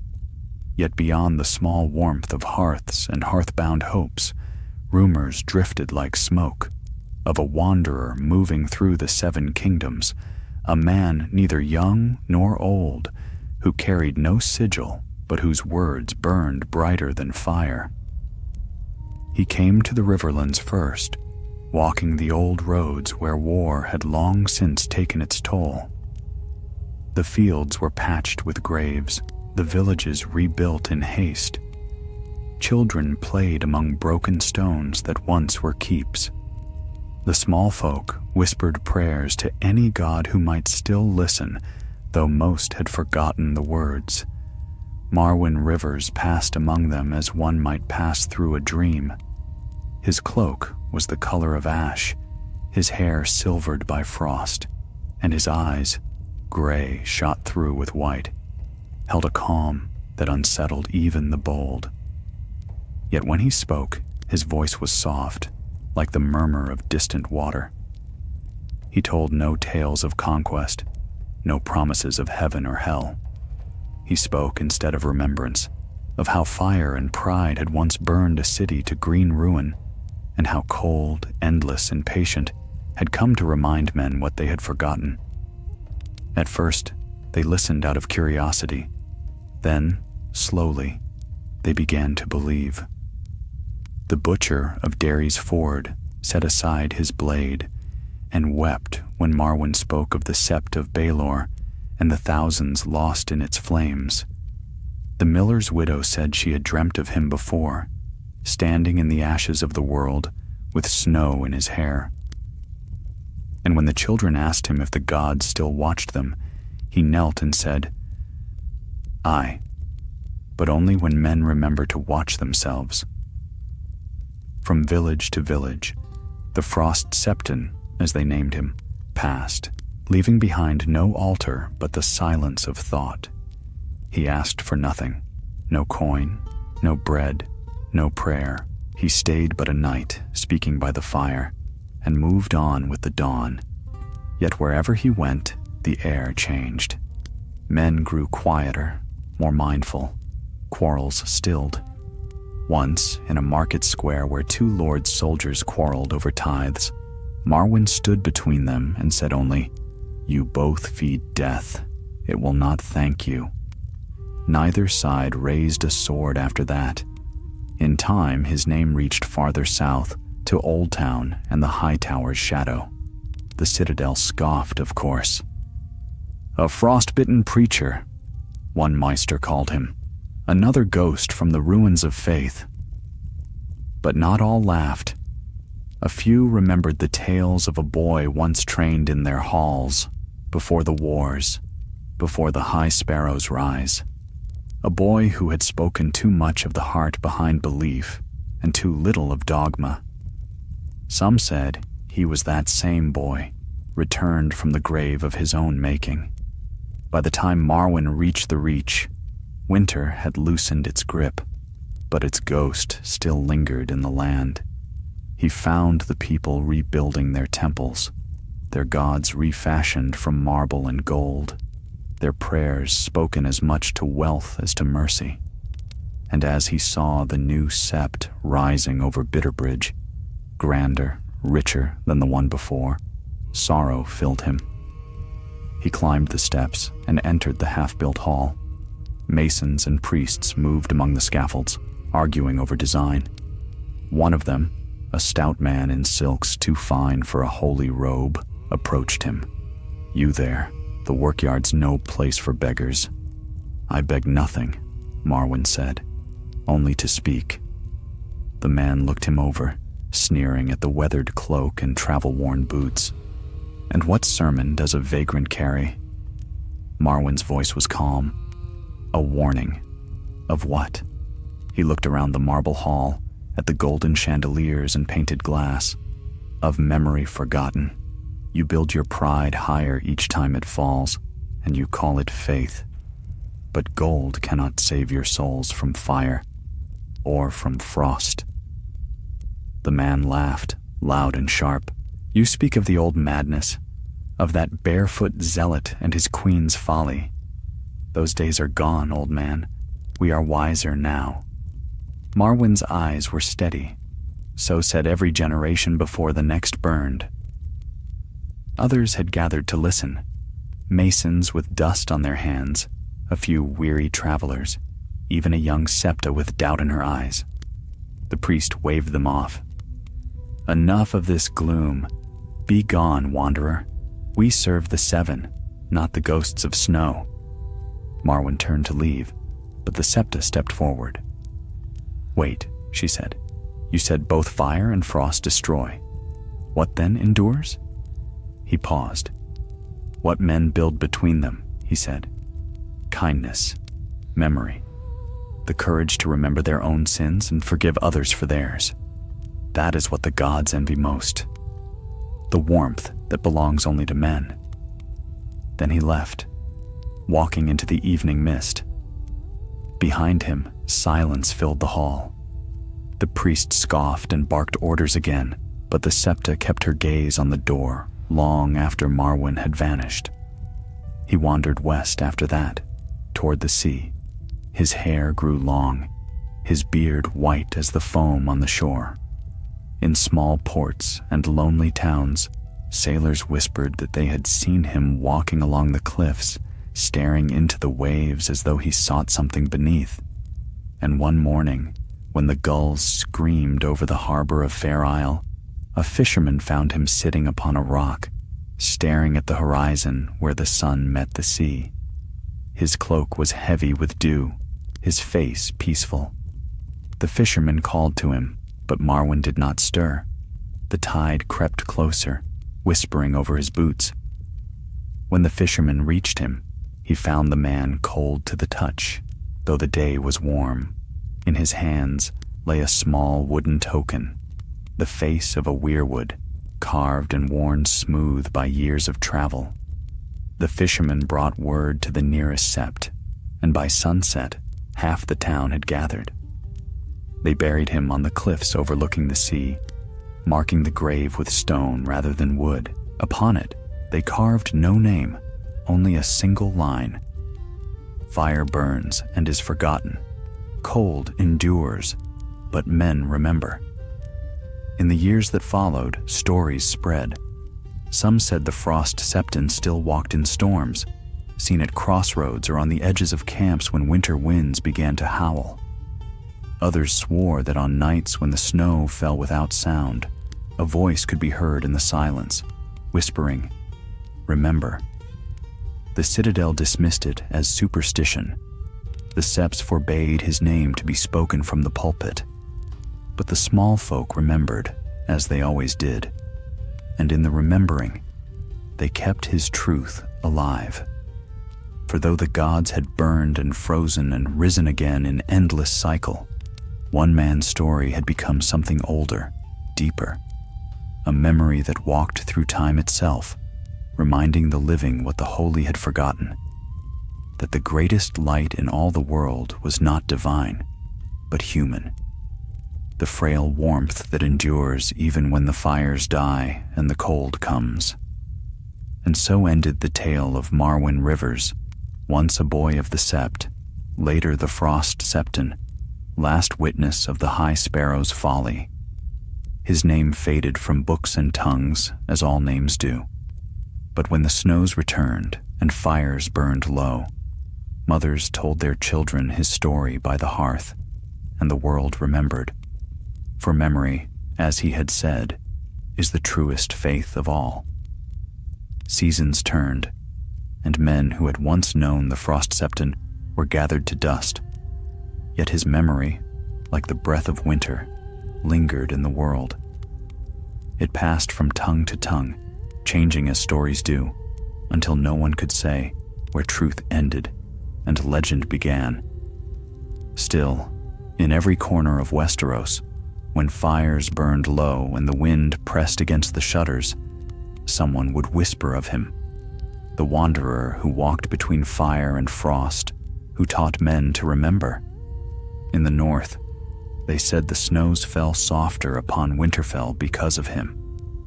The old gods, it was told, had marked that man of the south as one who'd understood their silence. Each spring, a single white flower would bloom at the base of the weirwood in Winterfell's godswood, even when the snows were deep. The children of the keep called it the Septon's bloom, and the Meisters wrote that such a thing could not be. Yet it came again, year after year, without fail.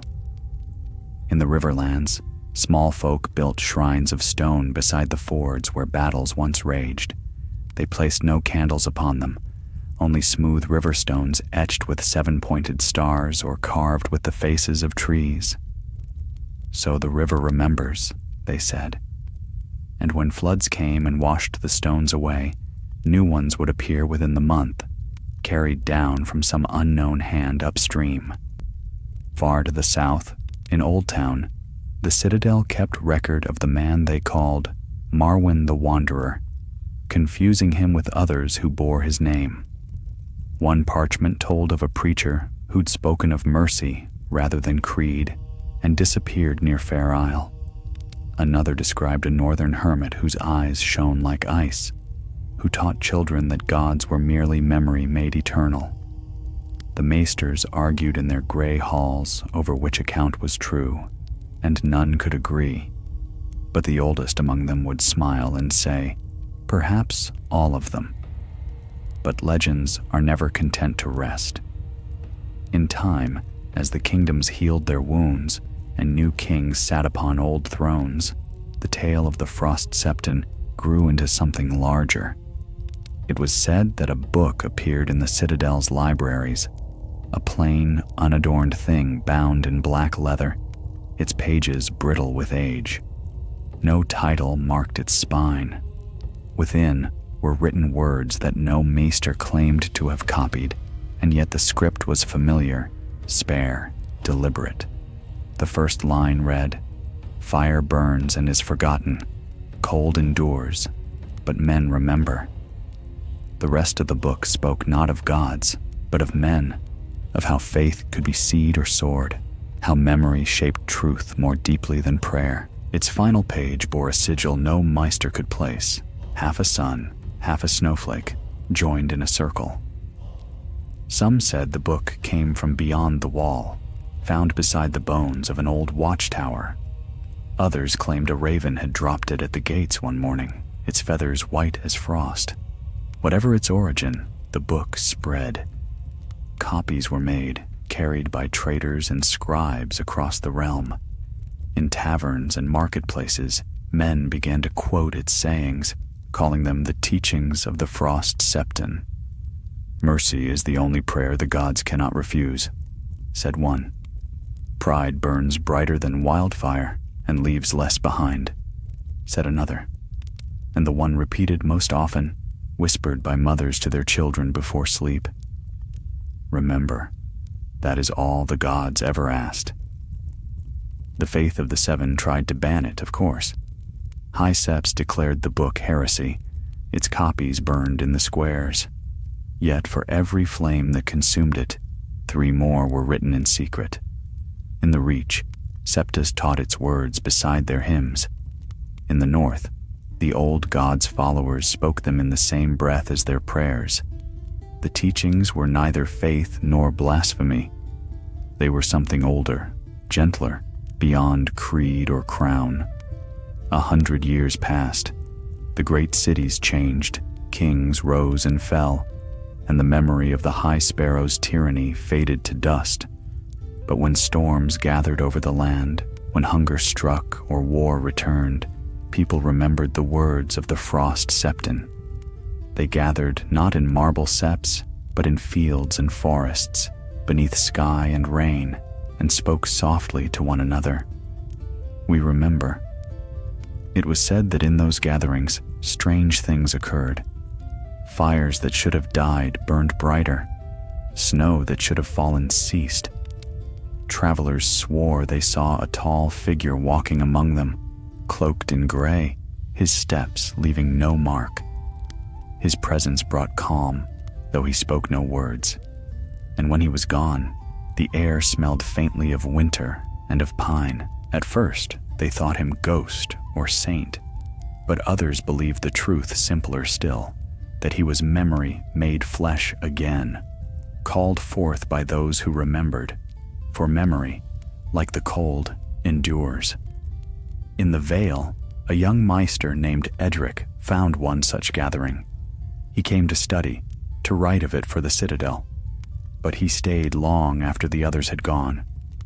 He saw no miracles, no signs from heaven, only people, farmers, widows, orphans, kneeling together in silence, bound not by fear, but by remembrance. That night, he wrote in his journal, "Perhaps faith was never meant to rule men. Perhaps it was only meant to remind them." Years later, Edric would become Archmeister of Memory, keeper of all chronicles, and upon the walls of his study he hung a carving, half sun, half snowflake, joined as one. Beneath it, he inscribed the Frost Septon's words, "Remember," and so the legend wove itself into the heart of the realm. No longer was it the tale of one man's sorrow or one age's fall, but of all men and all ages. When plague came, they remembered mercy. When kings demanded worship, they remembered pride's ruin.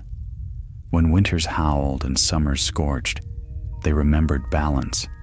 No temple bore his likeness, no prayers invoked his name. Yet his faith outlived every creed built upon gold or fear. It was the faith of memory, quiet, enduring, unbreakable. Centuries later, a child stood upon the cliffs of Fair Isle, staring at the sea where the Frost Septon was said to have died.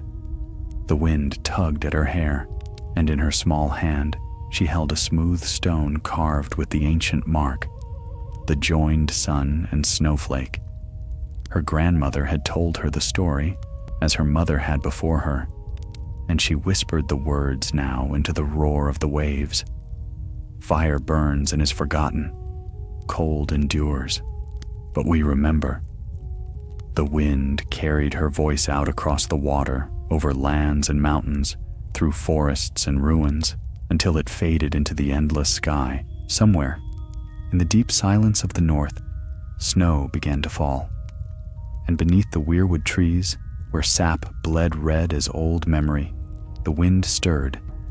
A sigh, a breath, a whisper of words once spoken by a man long gone but never lost.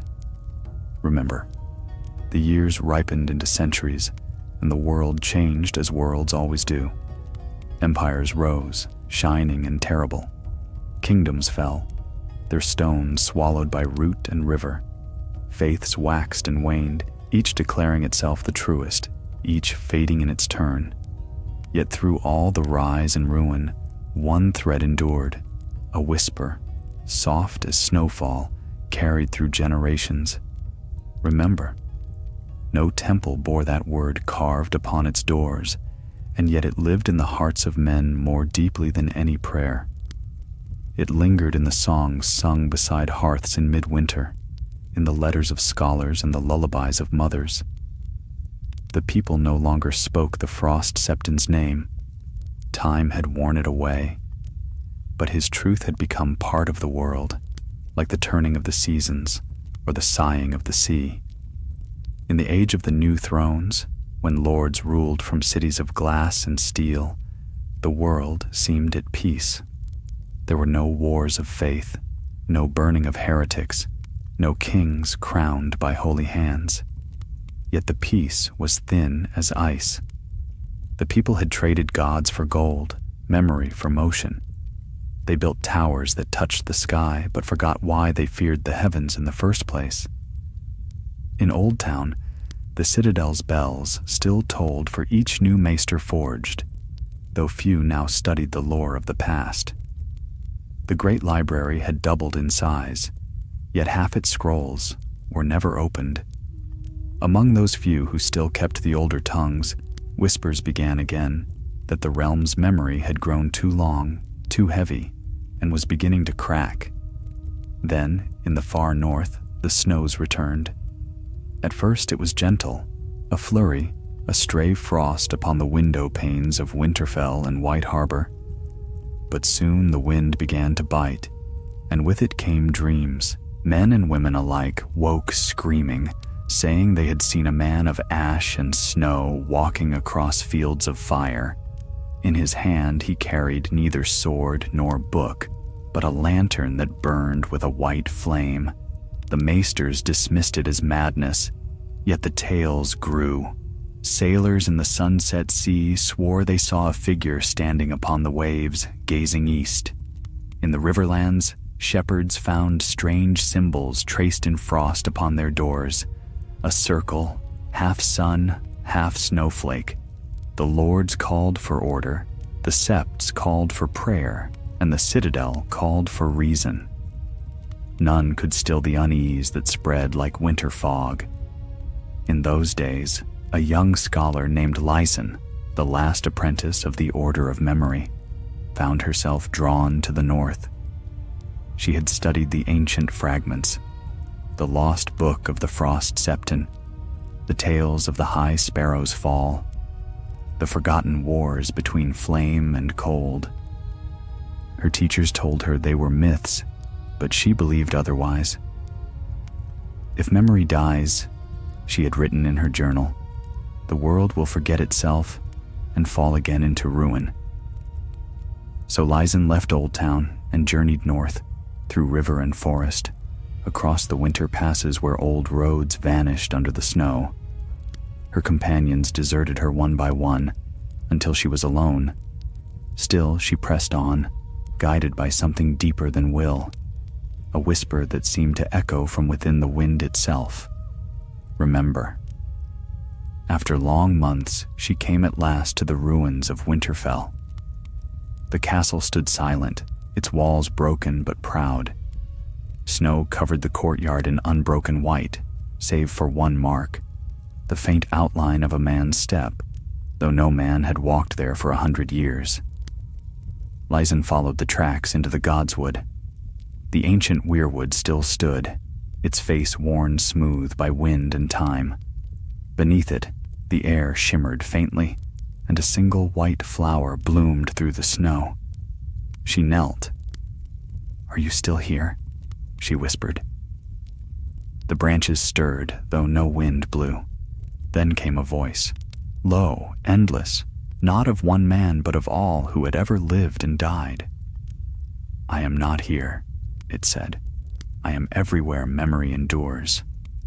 Lyson's breath caught. Then the stories were true?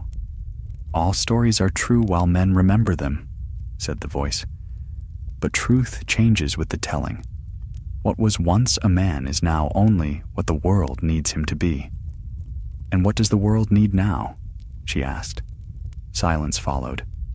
Then, softly, "To remember again.